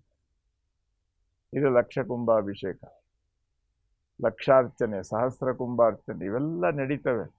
ಇದು ಹೊರಗಣ ಶೃಂಗಾರವಾಗಿ ಹೊರಗಣ ತೋರಿಕೆಗೆ ನಿಂತರೆ ಅಂತರಂಗದ ಬೆಳಕನ್ನು ಸಹಜವಾದ ರೀತಿಯಲ್ಲಿ ಇಟ್ಟುಕೊಂಡು ಆ ಭವದೋಷಗಳನ್ನು ಅಂಟದ ಹಾಗೆ ಅದನ್ನು ಉಪಯೋಗಿಸ್ತಕ್ಕಂಥ ವಾಸ್ತವ ಪ್ರಜ್ಞೆಯನ್ನ ಜಗತ್ತಿಗೆ ಬೋಧಿಸಿದವ ಬಸವಣ್ಣ. ಯಜನಾದಿ ಭವಗಳನ್ನು ಭೇದಿಸಿದ ಎನ್ನ ನಿಜಗುರು ಬಸವನ ಯೋಗಿನಾಥ. ನೋಡಿ, ಒಂದು ಆಚರಣೆಯಲ್ಲಿ ಎಷ್ಟು ಅದ್ಭುತವಾಗಿರುವಂಥದ್ದು ಒಳದೋಷಗಳು, ದ್ವಂದ್ವಗಳು ಇವೆಲ್ಲ ಇರ್ತವೆ. ಇದನ್ನೆಲ್ಲ ಹೊರಗಡೆ ಇಟ್ಟು ಬರಬೇಕಲ್ವ. ಮುಂದೆ ಹೇಳ್ತಾರೆ, ಹಸುಳೆಯಾಗಿಯೂ ನಾನು ಕೆರೆ ಬಾವಿ ದೇವಾಲಯ ವಿರಚಿಸಿ ಭವಕ್ಕೆ ಬಂದು ಫಲವನ್ನುಂಡು. ನಾನು ಲೋಕಹಿತಕ್ಕಾಗಿ ಏನಾದರೂ ಮಾಡಬೇಕು, ಲೋಕಹಿತ ನನ್ನ ಸಂಕಲ್ಪ, ಎಲ್ಲರಿಗೆ ಉಪಕಾರವಾಗಬೇಕು. ಏನಾಗಬೇಕು? ಕೆರೆಯಂ ಕಟ್ಟಿಸು. ನೋಡಿ, ಕೆರೆ, ಬಾವಿ, ದೇವಾಲಯ ಇವುಗಳನ್ನೆಲ್ಲ ಮಾಡಿ ಭವಕ್ಕೆ ಬಂದು, ನೋಡಿ, ಕೆರೆ, ಬಾವಿ, ದೇವಾಲಯ, ಕೆರೆ, ಬಾವಿ, ದೇವಾಲಯ ಇವುಗಳನ್ನೆಲ್ಲ ರಚನೆ ಮಾಡಿ ಭವಕ್ಕೆ ಬಂದು ಫಲವನ್ನುಂಡು ನರಕಕ್ಕೆ ಬೀಳುವ 10ರಲ್ಲಿ 11ರಂತೆ ಇದ್ದಂಥ ನನ್ನನ್ನ ಕರುಣದಿಂದೆತ್ತಿ ನಿನ್ನ ಹೊರೆಯೊಳಿರಿಸಿದೆ ಬಸವ ಯೋಗಿನಾಥ. ಬಸವಣ್ಣ ಈ ಲೆಕ್ಕದಿಂದ ತಪ್ಪಿಸಿ ಸಹಜಾಚರಣೆಯ ವ್ಯವಸ್ಥೆ, ಅದರ ಸಂಬಂಧ ಹೇಗಿರಬೇಕು ಅಂತ ಅನ್ನುವುದನ್ನು ತೋರಿಸಿಕೊಟ್ಟು ನನ್ನನ್ನು ಸನ್ಮಾರ್ಗಕ್ಕೆ ತಂದು ನನ್ನನ್ನು ದ್ವಂದ್ವಗಳಿಂದ, ಗದ್ದಲಗಳಿಂದ ದೂರ ಮಾಡಿದಲ್ಲ ಬಸವಣ್ಣ. ನಿನ್ನ ಬಿಟ್ಟು ನಾನು ಯಾರನ್ನು ನೆನೆಯಲಿ ಅಂತ ಹೇಳಿ ಮನಸ್ಸಿನಲ್ಲಿ ಅದೇ ಬಸವ ಪ್ರಜ್ಞೆ ಅವರಲ್ಲಿ ಜಾಗೃತವಾಗಿದೆ. ನೋಡಿ, ಶ್ರೀ ಗುರುವೇ ಬಸವಣ್ಣ, ಆ ರೂಪು ನೀವಾಗಿ ಕಾರುಣ್ಯದಿಂದ ಸಲಹಿದಿರಿಯನ್ನ. ನೀವು ಆ ಮಹಾಲಿಂಗ ಪ್ರಜ್ಞೆಯ ಸ್ವರೂಪವಾಗಿ, ಆ ರೂಪು ನೀವಾಗಿ ನನ್ನನ್ನು ಸಲಹಿದ್ರಿ. ನಿಮ್ಮನ್ನಲ್ಲದೆ ನಾನು ಯಾರನ್ನು ಗುರು ಅಂತ ಕರೀಬೇಕು? ಶ್ರೀ ಗುರುವೇ ಬಸವಣ್ಣ ಎಷ್ಟು ಲೆಕ್ಕದಲ್ಲಿದೆ ನೋಡಿ. ಆ ರೂಪು ನೀವಾಗಿ ಕಾರುಣ್ಯದಿಂದ ಸಲಹಿದಿರಿ ಎನ್ನ, ಧಾರುಣಿಯ ಫಲಕ್ಕೆ ಆನು ಓರಂತೆ ಬಾರದ. ನೋಡಿ, ಈ ಧಾರುಣಿಯ ಫಲ, ನಾನು ಪೂಜೆ ಮಾಡಿದ್ರೆ ಪುಣ್ಯ ಬರುತ್ತೆ, ಇಲ್ಲದೆ ಇದ್ರೆ ಪಾಪ ಬರುತ್ತೆ, ಇದರಿಂದ ಇಷ್ಟು ಐಶ್ವರ್ಯ ಬರುತ್ತೆ, ಇವೆಲ್ಲವೂ ನಾವು ನಮ್ಮ ಪೂಜೆಗೆ ಪ್ರತಿಫಲದ ರೀತಿಯಿಂದ ಇಟ್ಕೊಂಡಿರ್ತಕ್ಕಂಥ ಸಹಜ ಸ್ವರೂಪ ಇದು. ಆದರೆ ಇಲ್ಲಿ ಹೇಳ್ತಾರೆ, ಆ ಲೆಕ್ಕದಿಂದ ಹೊರಗಡೆ ಬಂದು ಧಾರುಣಿಯ ಫಲಕಾನು ಓರಂತೆ ಬಾರದಲ್ಲಿ ಆ ಪರಿಯ ಮಾಡಿದಿರಿ ಯೋಗಿನಾಥ. ಈ ಹೊರಗಿನ ಪೂಜೆ ವ್ಯವಸ್ಥೆಗಳಿಂದ ಏನಿದೆಯಲ್ಲ, ನೀವು ಬಸವಣ್ಣ, ನೀವು ಮಾಡುವ ಮಾಟದಲ್ಲಿ ತಾನಿಲ್ಲದಿರಬೇಕು. ಯಾವುದೇ ಆಗಲಿ ಆ ಫಲ ಪದ ಪ್ರಯೋಜನಗಳಿಂದ ದೂರ ಇರಬೇಕು, ದೂರ ನಿಂತು ಮಾಡುವಂತಿರಬೇಕು, ಮಾಡದಂತಿರಬೇಕು ಇತ್ಯಾದಿ ನೆಲೆಯನ್ನು ಸಹಜವಾದ ರೂಪದಲ್ಲಿ ನಮಗೆ ಉಪದೇಶ ಮಾಡಿ ಈ ಫಲಪದ ಪ್ರಯೋಜನಗಳ ನೆಲೆಯಿಂದ ದೂರ ಇರಿಸಿದ್ರಲ್ಲ.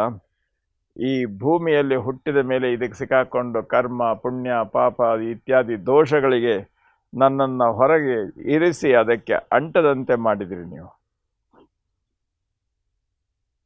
ಈ ವಾಸ್ತವತೆಯನ್ನು ನಾವು ತಿಳಿಬೇಕಲ್ಲ. ಅದಕ್ಕೆ ಮುಂದೆ ಹೇಳ್ತಾರೆ, ಹೊಳೆಯ ದಾಂಟಿಸಲೆಂದು ಹರಿಗೋಲ ಹಾಕಿದಡೆ. ಈ ಭವಬಂಧನ, ಭವಸಾಗರ ಇದೆಯಲ್ಲ, ಈ ಭವಸಾಗರವನ್ನು ದಾಟಬೇಕು ನಾವು. ಭವಸಾಗರವನ್ನು ದಾಟಿಸ್ಬೇಕಾದ್ರೆ, ಅದನ್ನು ಒಂದು ಸಮುದ್ರ ಅಥವಾ ಒಂದು ಹೊಳೆಯನ್ನು ದಾಟಬೇಕಾದ್ರೆ ಮುಖ್ಯವಾಗಿ ಏನು ಬೇಕಪ್ಪ ನಮಗೆ? ಒಂದು ದೋಣಿ ಬೇಕು. ಅದಕ್ಕೆ ನೋಡು, ಈ ಸಂಸ್ಕಾರ, ನೀನು ಮಾಡುವಂಥ ಪೂಜೆ, ಯಜ್ಞ, ಯಾಗ ಇತ್ಯಾದಿಗಳಿದೆಯಲ್ಲ, ಇದೆಲ್ಲ ನಿನ್ನನ್ನು ಭವವ ದಾಂಟಿಸುವ ದೋಣಿ ಅಂತ ಹೇಳಿ ಭವಸಮುದ್ರವನ್ನು ದೊಡ್ಡದಾಗಿ ಹೇಳಿ ಅದರ ಜೊತೆಯಲ್ಲಿ ಗುದ್ದಾಟಕ್ಕೆ ಅವಕಾಶ ಮಾಡಿಕೊಡ್ತಕ್ಕಂಥ ವಾಸ್ತವ ಸತ್ಯವನ್ನ ಜಗತ್ತು ನೋಡ್ತಾ ಇದೆ. ಅದರ ಮೂಲ ಸ್ವರೂಪವನ್ನ ಇಲ್ಲಿ ಹೇಳ್ತಾರೆ. ಹೊಳೆಯ ದಾಂಟಿಸಲೆಂದು ಹರಿಗೋಲು ಹಾಕಿದಡೆ. ಈ ಭವಸಾಗರ, ಈ ಹೊಳೆಯನ್ನ ದಾಟಿಸ್ಬೇಕು ಅಂತ ಹೇಳಿ ಹರಿಗೋಲು ಹಾಕಿದ್ರೆ ನಿನ್ನ ಅನುಗ್ರಹದಿಂದ ಎಂತ ಆಶ್ಚರ್ಯ ಆಯ್ತು ಗೊತ್ತಾ? ಹೊಳೆ ಬತ್ತಿ ಹರಿಗೋಲು ಉಳಿಯಿತಲ್ಲ. ಭವಸಾಗರ ಅನ್ನೋದೇ ಬತ್ತೋಯ್ತು. ಭವಸಾಗರ ಅಂದ್ರೆ ನಾನು ಮಾಡಿದೆ ಅನ್ನೋದು ಎಲ್ಲಿವರೆಗೂ ಇರ್ತದೆ ಅದು ಭವ. ನೋಡಿ, ಸುಖೀ ಭವ, ದಿಗ್ವಿಜಯೀ ಭವ ಅಂತ ನಾವೆಲ್ಲ ಆಶೀರ್ವಾದದ ಮಾತುಗಳು ಕೇಳ್ತೇವಲ್ಲ. ಭವ ಅಂದ್ರೆ ಆಗು, ನೀನು ಸುಖವಾಗು, ನೀನು ಗೆಲ್ಲು ಇತ್ಯಾದಿ ಹೇಳುವಂಥದ್ದು. ಈ ಭವ ಎಂಥದ್ದು ಅಂತ ಹೇಳಿದ್ರೆ, ಪ್ರತಿ ಕ್ಷಣಗಳಲ್ಲಿ ನಾನು ಮಾಡ್ತಕ್ಕಂಥದ್ದೆಲ್ಲ, ನಾನು ಅದನ್ನು ಮಾಡಿದೆ ಇದನ್ನು ಮಾಡಿದೆ, ಇದೆಲ್ಲವೂ ಭವವೇ. ನಾವು ದೇವಸ್ಥಾನಗಳಲ್ಲಿ ಪೂಜೆ ಮಾಡೋದು ನೋಡಿದ್ದೀರಿ. ಗಂಧಂ ಧಾರಯಾಮಿ, ಪುಷ್ಪಂ ಸಮರ್ಪಯಾಮಿ. ಪ್ರತಿಯೊಂದು ನಾನು ಮಾಡಿದೆ, ನಾನು ಅಭಿಷೇಕ ಮಾಡಿದೆ, ನಾನು ಹಾಲಿನ ಅಭಿಷೇಕ ಮಾಡಿದೆ, ನಾನು ಕ್ಷೀರಾಭಿಷೇಕ ಮಾಡಿದೆ, ನಾನು ಹೂವನ್ನು, ಪ್ರತಿಯೊಂದೂ ಭವ ಅನ್ನೋದು ನಾನು ಮಾಡಿದೆ ಅನ್ನೋದನ್ನು ಬಿಟ್ಟು ಇಲ್ಲವೇ ಇಲ್ಲ ಇಲ್ಲೆಲ್ಲ. ಆದರೆ ಅಪ್ಪ ಬಸವಣ್ಣ ಹೇಳ್ತಾರೆ, ಮಾಡುವ ಮಾಟದಲ್ಲಿ ತಾನಿಲ್ಲದಿರಬೇಕು ಅಂತ. ಯಾವಾಗ ಮಾಡುವ ಆ ಸನ್ನಿವೇಶದಲ್ಲಿ ನಾನು ಇಲ್ಲವೋ ಆವಾಗ ಏನಾಗುತ್ತೆ, ಭವ ಅಂತ ಅನ್ನೋದು ಎಲ್ಲಿ ಉಳಿಯುತ್ತೆ? ಮಾಡಿದ ಪ್ರತಿಯೊಂದು ಕಣಗಳ ಕ್ಷಣಗಳು ಒಟ್ಟಿಗೆ ರಾಶಿಯಾದಾಗ ಅದು ಭವಸಾಗರ ಆಗ್ಬಿಡುತ್ತೆ. ಭವಸಾಗರವನ್ನ ದಾಟುವುದು ಅಂತ ಹೇಳಿದ್ರೆ ನಾನು ಮಾಡಿದೆ ಅನ್ನೋದನ್ನೆಲ್ಲ ಬಿಟ್ಟು ಅದರಿಂದ ಆಚೆ ತಲುಪುವಂಥದ್ದು ಅಂತ. ಪ್ರತಿಯೊಂದು ನಾವು ನೀರಿನಲ್ಲೇ ಉಳಿದು ಅದೇ ನೀರನ್ನು ಹೆಚ್ಚಿಸ್ತಾ ಇದ್ರೆ ದಡ ತಲುಪೋದು ಹೇಗೆ? ಆದರೆ ಇಲ್ಲೇನು ಅಂತಂದ್ರೆ, ಹೊಳೆಯ ದಾಂಟಿಸಲೆಂದು ಇವೆಲ್ಲ ಲೌಕಿಕವಾಗಿರ್ತಕ್ಕಂಥ ಈ ಬದ್ಧತೆಗಳು, ಪಾಪ ಪುಣ್ಯ ಇತ್ಯಾದಿ ಕರ್ಮಗಳನ್ನೆಲ್ಲ ದಾಟಿಸಲೆಂದು ಹರಿಗೋಲ ಹಾಕಿದರೆ. ಎಲ್ಲರೂ ಅಲ್ಲಿ ಒದ್ದಾಡ್ತಾ ಇದ್ದಾರೆ. ಆದರೆ ಅಪ್ಪ ಬಸವಣ್ಣ ನಿನ್ನ ಕೃಪೆಯಿಂದ ಹೊಳೆ ಬತ್ತಿ ಹರಿಗೋಲು ಉಳಿಯಿತಲ್ಲ. ನಾನು ಮಾಡುವ ಮಾಟದಲ್ಲಿ ತಾನಿಲ್ಲ ಅಂತ ಯಾವಾಗ ನೀ ಅಂದೆ, ಭವ ಹನಿ ಹನಿಯಾಗಿ ಆವಿಯಾಗಿ ಹೋಯಿತು. ಭವಸಾಗರ ಉಳಿಲೇ ಇಲ್ಲ, ಹೊಳೆನೇ ಉಳಿದೋಯ್ತಲ್ಲ. ಹೊಳೆನೇ ಅಳಿದೋದ್ರೆ ಇನ್ನು ಉಳಿಯೋದಲ್ಲಿ ದಾಟದೆ ಅದನ್ನ. ಬಹಳ ಸ್ವಾರಸ್ಯವಾದದ್ದು. ಹೊಳೆ ಬತ್ತಿ ಹರಿಗೋಲು ಉಳಿಯಿತಲ್ಲ, ಹೊಳೆಯ ದಾಂಟಿಪರನ್ನು ಕಳೆದು ಕಂಗೊಳಿಸಿದನು ಇಳೆಯೊಡೆಯ ಬಸವನೈ ಯೋಗಿನಾಥ. ನೋಡಿ ಎಷ್ಟು ಸ್ವಾರಸ್ಯ ಇದೆ ಇದು. ಹೊಳೆ ದಾಟಬೇಕಾದ್ರೆ ಹರಿಗೋಲು ಇಟ್ಕೊಂಡು ಅದರಲ್ಲಿ ಪ್ರಯತ್ನ ಮಾಡಿ ಆ ಒದ್ದಾಟ ಮಾಡೋ ಜನಗಳನ್ನೇ ನಾವು ನೋಡಿದ್ದೇವೆ. ಇಲ್ಲಿ ಬಸವಣ್ಣ ನೀನೇನು ಮಾಡಿದೆ ಗೊತ್ತಾ? ಹೊಳೆನೇ ತೆಗೆದುಬಿಟ್ಟೆ, ಹರಿಗೋಲು ಅಷ್ಟೇ ಉಳ್ಕೊಂಡದೆ. ನಾನು ಮಾಡಬೇಕು ಅದರಂತೇನು ಅಂತ ಸಂಕಲ್ಪ ಉಳ್ಕೊಂಡಿದೆ, ಅದು ಮೂಲ ಇಲ್ವೇ ಇಲ್ಲ ಅಲ್ಲಿ.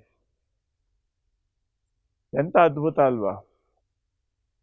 ಹೊಳೆಯ ದಾಟುವಂಥ ಕಸರತ್ತು ಸಾಹಸ ಮಾಡಿ ಒದ್ದಾಟ ಮಾಡುವಂಥ ನೆಲಗಳಿಗೆ ಅಲ್ಲಿ ಹೊಳೆನೇ ಇಲ್ಲ ಅಂತ ಹೇಳಿದ್ರೆ ಎಷ್ಟು ಆನಂದ ಆಗುತ್ತೆ, ಎಷ್ಟು ಸ್ವಾರಸ್ಯವಾಗಿ. ಹೊಳೆಯ ದಾಂಟಿಪರನ್ನು ಕಳೆದು ಆ ಸಂಕಲ್ಪ ವಿಕಲ್ಪಗಳ ಭವಮಾಲೆಯಿಂದ ಕತ್ತರಿಸಿ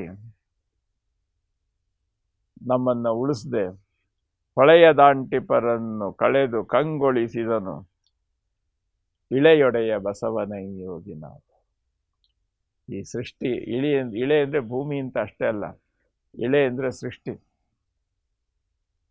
ಈ ಸೃಷ್ಟಿಗೆ ಯಜಮಾನ, ಸೃಷ್ಟಿಯ ಆದಿಗುರು ಬಸವಣ್ಣ. ಆ ನೆಲೆಯಲ್ಲಿ ಇಳೆಯೊಡೆಯ ಬಸವನೈ ಯೋಗಿನಾಥ.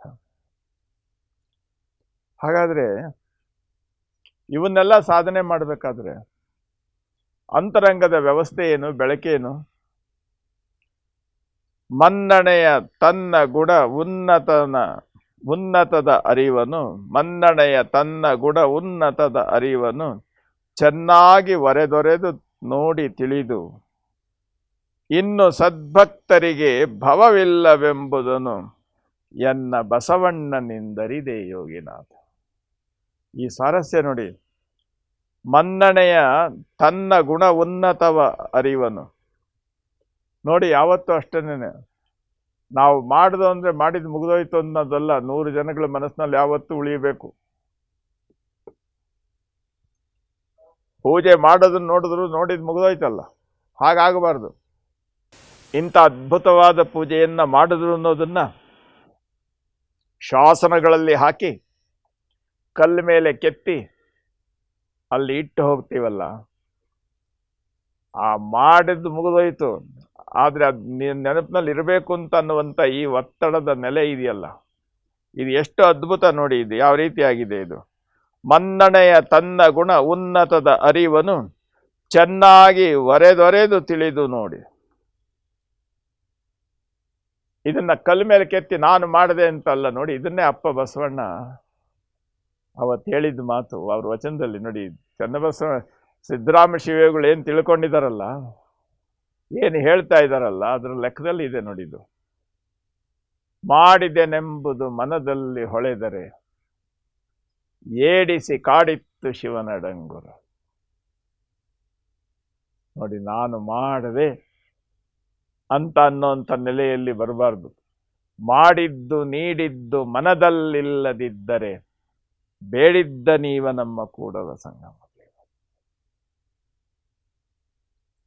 ಆ ಶರಣಗಣಗಳಲ್ಲಿರ್ತಕ್ಕಂಥ ಈ ದ್ವಂದ್ವ ಸಂಕಲ್ಪದ ನೆಲೆಯನ್ನು ಹೇಗೆ ಅಪ್ಪ ಬಸವಣ್ಣ ತೆಗೆದ, ಅದರ ಅನುಭವವನ್ನು ಇಲ್ಲಿ ಸಿದ್ದರಾಮ ಶಿವಗಳು ಹೇಳ್ತಾ ಇದ್ದಾರೆ. ಮನ್ನಣೆಯ ಎನ್ನ ಗುಣ ಉನ್ನತದ ಅರಿವನು ಚೆನ್ನಾಗಿ ಒರೆದೊರೆದು ನೋಡಿ ತಿಳಿದು. ಇದನ್ನು ಸರಿಯಾಗಿ ನೋಡಿದ ಮೇಲೆ ಇನ್ನು ಸದ್ಭಕ್ತರಿಗೆ ಭವವಿಲ್ಲವೆಂಬುದನ್ನು ಈ ರೀತಿ ಸಂಪೂರ್ಣವಾಗಿ ತಿಳ್ಕೊಂಡಾಗ, ಭವ ಅಂದರೆ ನಾನು ಮಾಡಿದೆ ಅಂತ ಅನ್ನೋಂಥದ್ದು ಒಂದೊಂದು ಹನಿ ಇದೆ.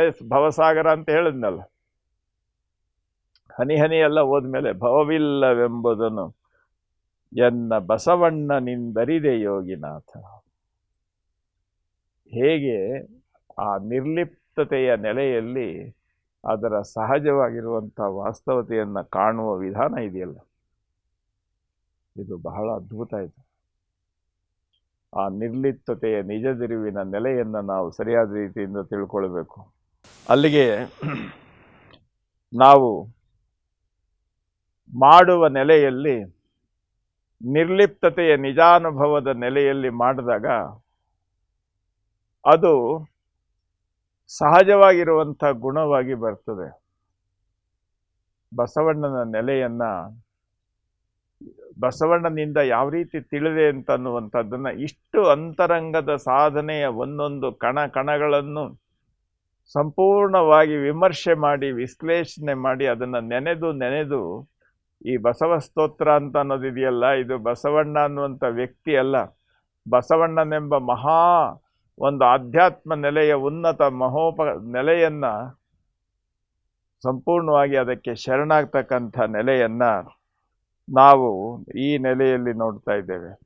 ಹಾಗಾದರೆ ಈ ಬಸವಣ್ಣ ನನಗೆ ಯಾವ ರೀತಿ ಕಂಡ, ಬಸವಣ್ಣನ ನಾನು ಯಾವ ರೀತಿ ಅರ್ಥ ಮಾಡಿಕೊಂಡೆ ಅಂತ ಅನ್ನೋದನ್ನು ಸಿದ್ದರಾಮ ಶಿವಗಳು ಏನು ಹೇಳ್ತಾರೆ ಅನ್ನೋದನ್ನು ಮುಂದಿನ ಸೋಮವಾರ ನೋಡೋಣ. ಯಾಕೆ ಅಂತಂದರೆ ಈ ಬಸವ ಪ್ರಜ್ಞೆಯ ಆನಂದದ ನೆಲೆಯಲ್ಲಿ ಹೋದಾಗ ಕಾಲ ತನ್ನ ಗತಿಮಿತಿಯನ್ನು ಮೀರಿ ಅದು ನಿಶ್ಶಬ್ದವಾಗಿಬಿಡುತ್ತೆ.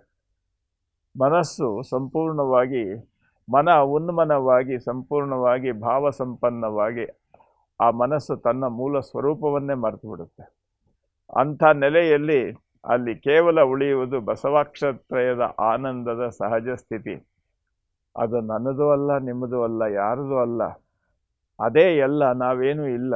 ಇಂಥ ಒಂದು ಭಾವಭ್ರಮೆಯ ನೆಲೆಯನ್ನು ಮೀರಿ ಸಂಪೂರ್ಣವಾದ ನೆಲೆಯಲ್ಲಿ ನಿಲ್ಲುವಂತಹ ಈ ಬಸವಸ್ತೋತ್ರ ತ್ರಿವಿಧಿಯ ನೆಲೆಯನ್ನು ನಾವು ಮುಂದಕ್ಕೆ ನೋಡ್ತಾ ಅದಕ್ಕೆ ಸಾಧ್ಯವಾದಷ್ಟು ಆ ನೆಲೆಯನ್ನು ನಮ್ಮ ಅಂತರಂಗದಲ್ಲಿ ರೂಪಿಸಿಕೊಳ್ಳುವ ಕೆಲಸವನ್ನು ಮಾಡೋಣ. ಮುಂದೆ ಆ ಬಸವನ ಆನಂದ ಯಾವ ರೀತಿ ಆಯಿತು ನನಗೆ ಅಂತನ್ನುವಂಥದ್ದನ್ನು ಮುಂದೆ ಏನು ಹೇಳ್ತಾರೆ ಅದನ್ನು ಗಮನಿಸೋಣ. ಶರಣಾರ್ಥಿ.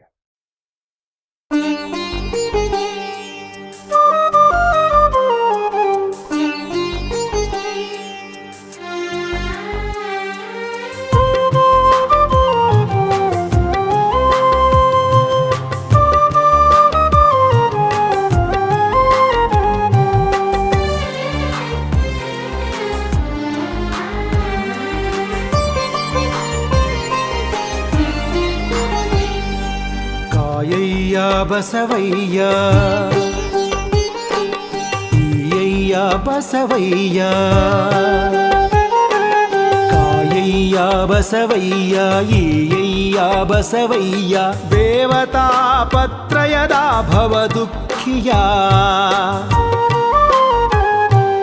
ದೇವತಾ ಪತ್ರಯದ ಭವ ದುಃಖಿಯ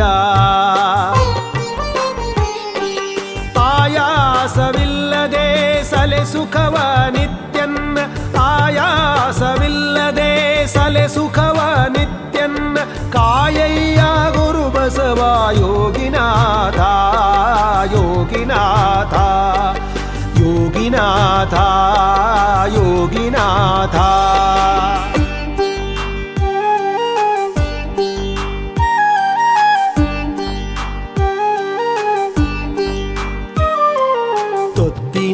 മകനേനീ ഇത്തവാരെന്തെന്ന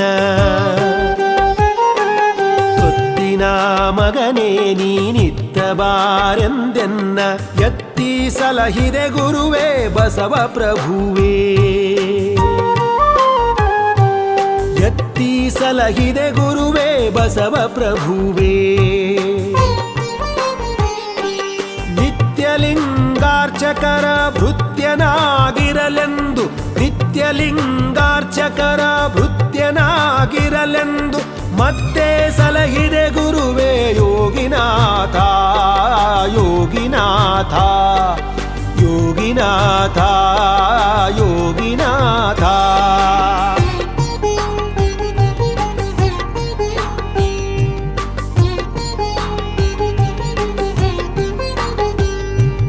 ಅರಿವಿನ ಗುಣಪಾಶ ತೊರೆದು ಭಕ್ತಿಯ ನಿತ್ತು ಅರಿವಿನ ಗುಣಪಾಶ ತೊರೆದು ಭಕ್ತಿಯ ನಿತ್ತು ನೆರೆಗಟ್ಟಿಗೊಂಡಿರ್ತ ಮುಕ್ತಿ ಪದವಾ ನೆರೆಗಟ್ಟಿಗೊಂಡಿರ್ತ ಮುಕ್ತಿ ಪದವಾ ಕರಿಗೊಳಿಸಿ ಮನ್ಮನದ ಅಜ್ಞಾನವ ಛೇದಿಸಿದ ಕರಿಗೊಳಿಸಿ ಮನ್ಮನದ ಅಜ್ಞಾನವ ಛೇದಿಸಿದ ಗುರುಬಸವ ಶರಣಯ್ಯ ಯೋಗಿನಾಥ ಯೋಗಿನಾಥ ಯೋಗಿನಾಥ ಯೋಗಿನಾಥ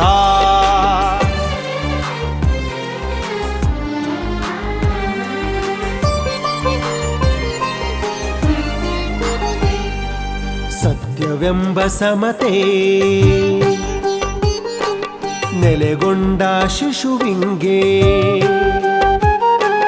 ಸತ್ಯವೆಂಬ ಸಮತೆ ನೆಲೆಗೊಂಡ ಶಿಶುವಿಂಗೆ ಅಂಗತತ್ಪೃಥ್ವಿಯ ತೊಟ್ಟಿಲಿಟ್ಟು ಅಂಗತತ್ಪೃಥ್ವಿಯ ತೊಟ್ಟಿಲಿಟ್ಟು ಮಿಥ್ಯವಳಿದರಿವೆಯ ಹಾಸಿ ಮಲಗಿಸಿದನು ಮಿಥ್ಯವಳಿದರಿವೆಯ ಹಾಸಿ ಮಲಗಿಸಿದನು ಮುಕ್ತ ಬಸವಣ್ಣನೈ ಯೋಗಿನಾಥ ಯೋಗಿನಾಥ ಯೋಗಿನಾಥ ಯೋಗಿನಾಥ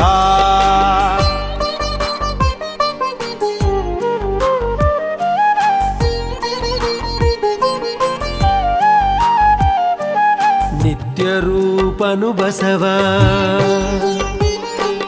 ಸತ್ಯರೂಪನು ಬಸವ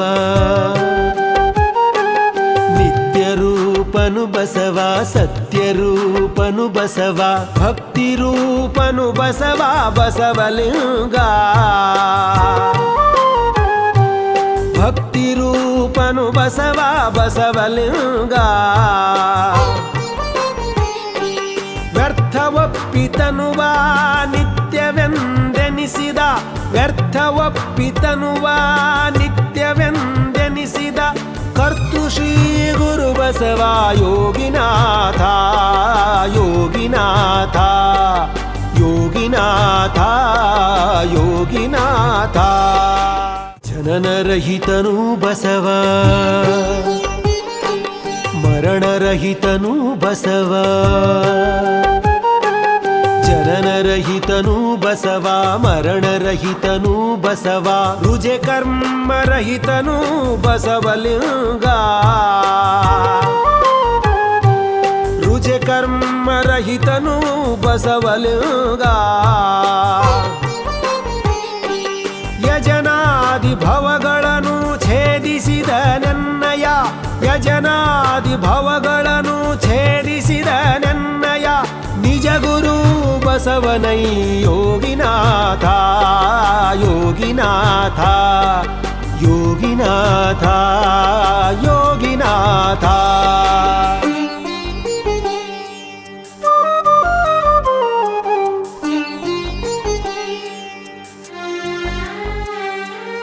ಹಸುಳೆಯಾಗಿಯು ನಾನು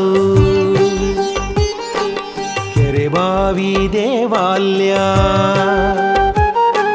ಹಸುಳೆಯಾಗಿಯು ನಾನು ಕೆರೆಬಾವಿ ದೇವಾಲ್ಯ ವಿರಚಿಸಿ ಭವಕ್ಕೆ ಬಂದು ಫಲವನುಂಡು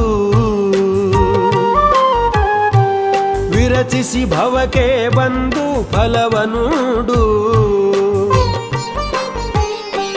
ನರಕಕ್ಕೆ ಬೀಳುವನ ಕರುಣದಿಂ ಹಿಡಿದೆತ್ತಿ ನರಕಕ್ಕೆ ಬೀಳುವನ ಕರುಣದಿಂ ಹಿಡಿದೆತ್ತಿ ಹೊರೆಯೊಳಿರಿಸಿದೆ ಬಸವ ಯೋಗಿನಾಥ ಯೋಗಿನಾಥ ಯೋಗಿನಾಥ ಯೋಗಿನಾಥ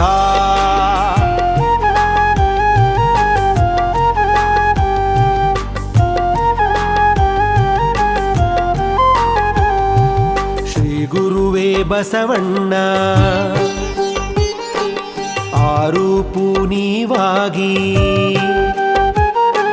ಶ್ರೀ ಗುರುವೇ ಬಸವಣ್ಣ ಆರೂಪು ನೀವಾಗಿ ಕಾರುಣ್ಯದಿಂದ ಸಲಹಿದಿರಿಯನ್ನ ಕಾರುಣ್ಯದಿಂದ ಸಲಹಿದಿರಿಯನ್ನ ಧಾರುಣಿಯ ಫಲಕಾನು ಓರಂತೆ ಬಾರದಲ ಧಾರುಣಿಯ ಫಲಕಾನು ಓರಂತೆ ಬಾರದಲ ಪರಿಯ ಮಾಡಿದಿರಿ ಯೋಗಿನಾಥ ಯೋಗಿನಾಥ ಯೋಗಿನಾಥ ಯೋಗಿನಾಥ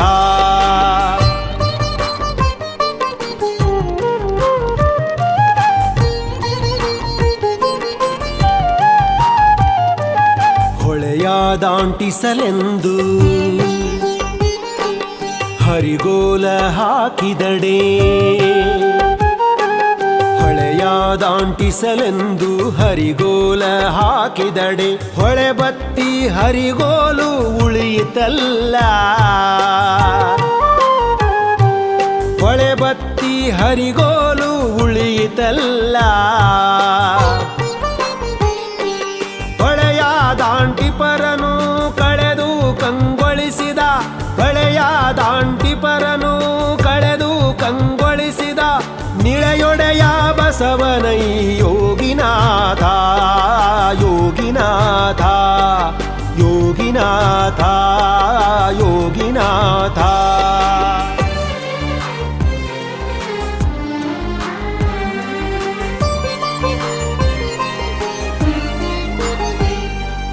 ಮನ್ನಣೆಯ ತನ್ನ ಗುಣ ಉನ್ನತದ ಅರಿವನು ಮನ್ನಣೆಯ ತನ್ನ ಗುಣ ಉನ್ನತದ ಅರಿವನು ಚೆನ್ನಾಗಿ ಒರೆದೊರೆದು ನೋಡಿ ತಿಳಿದು ಚೆನ್ನಾಗಿ ಒರೆದೊರೆದು ನೋಡಿ ತಿಳಿದು ಇನ್ನೂ ಸದ್ಭಕ್ತರಿಗೆ ಭವವಿಲ್ಲವೆಂಬುದನು ಇನ್ನೂ ಸದ್ಭಕ್ತರಿಗೆ ಭವವಿಲ್ಲವೆಂಬುದನು ಬಸವಣ್ಣನಿಂದರಿದೆ ಯೋಗಿನಾಥ ಯೋಗಿನಾಥ ಯೋಗಿನಾಥ ಯೋಗಿನಾಥ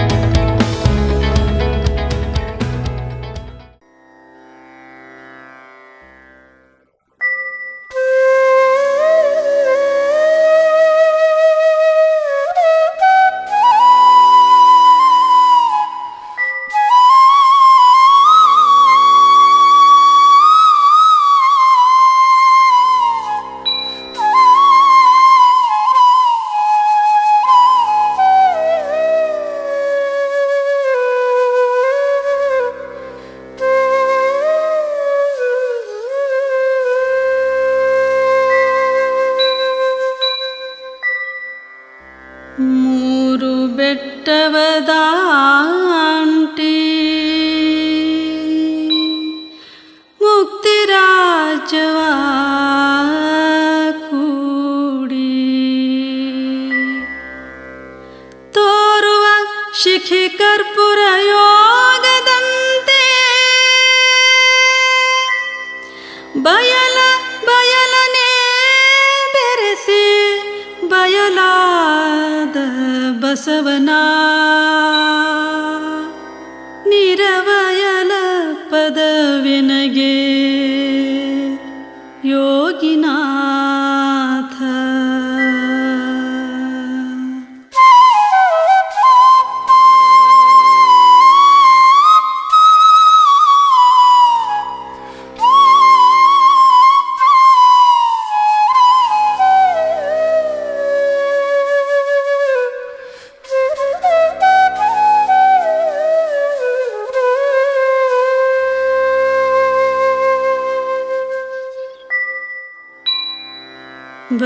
ಬಯಲನೆ ಬೆರೆಸಿ ಬಯಲಾದ ಬಸವ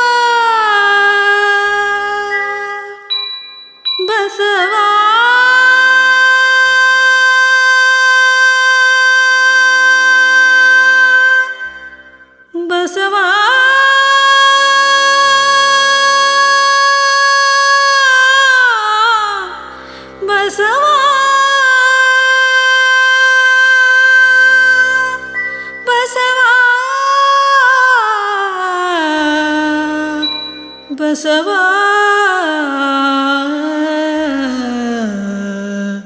ಬಸವ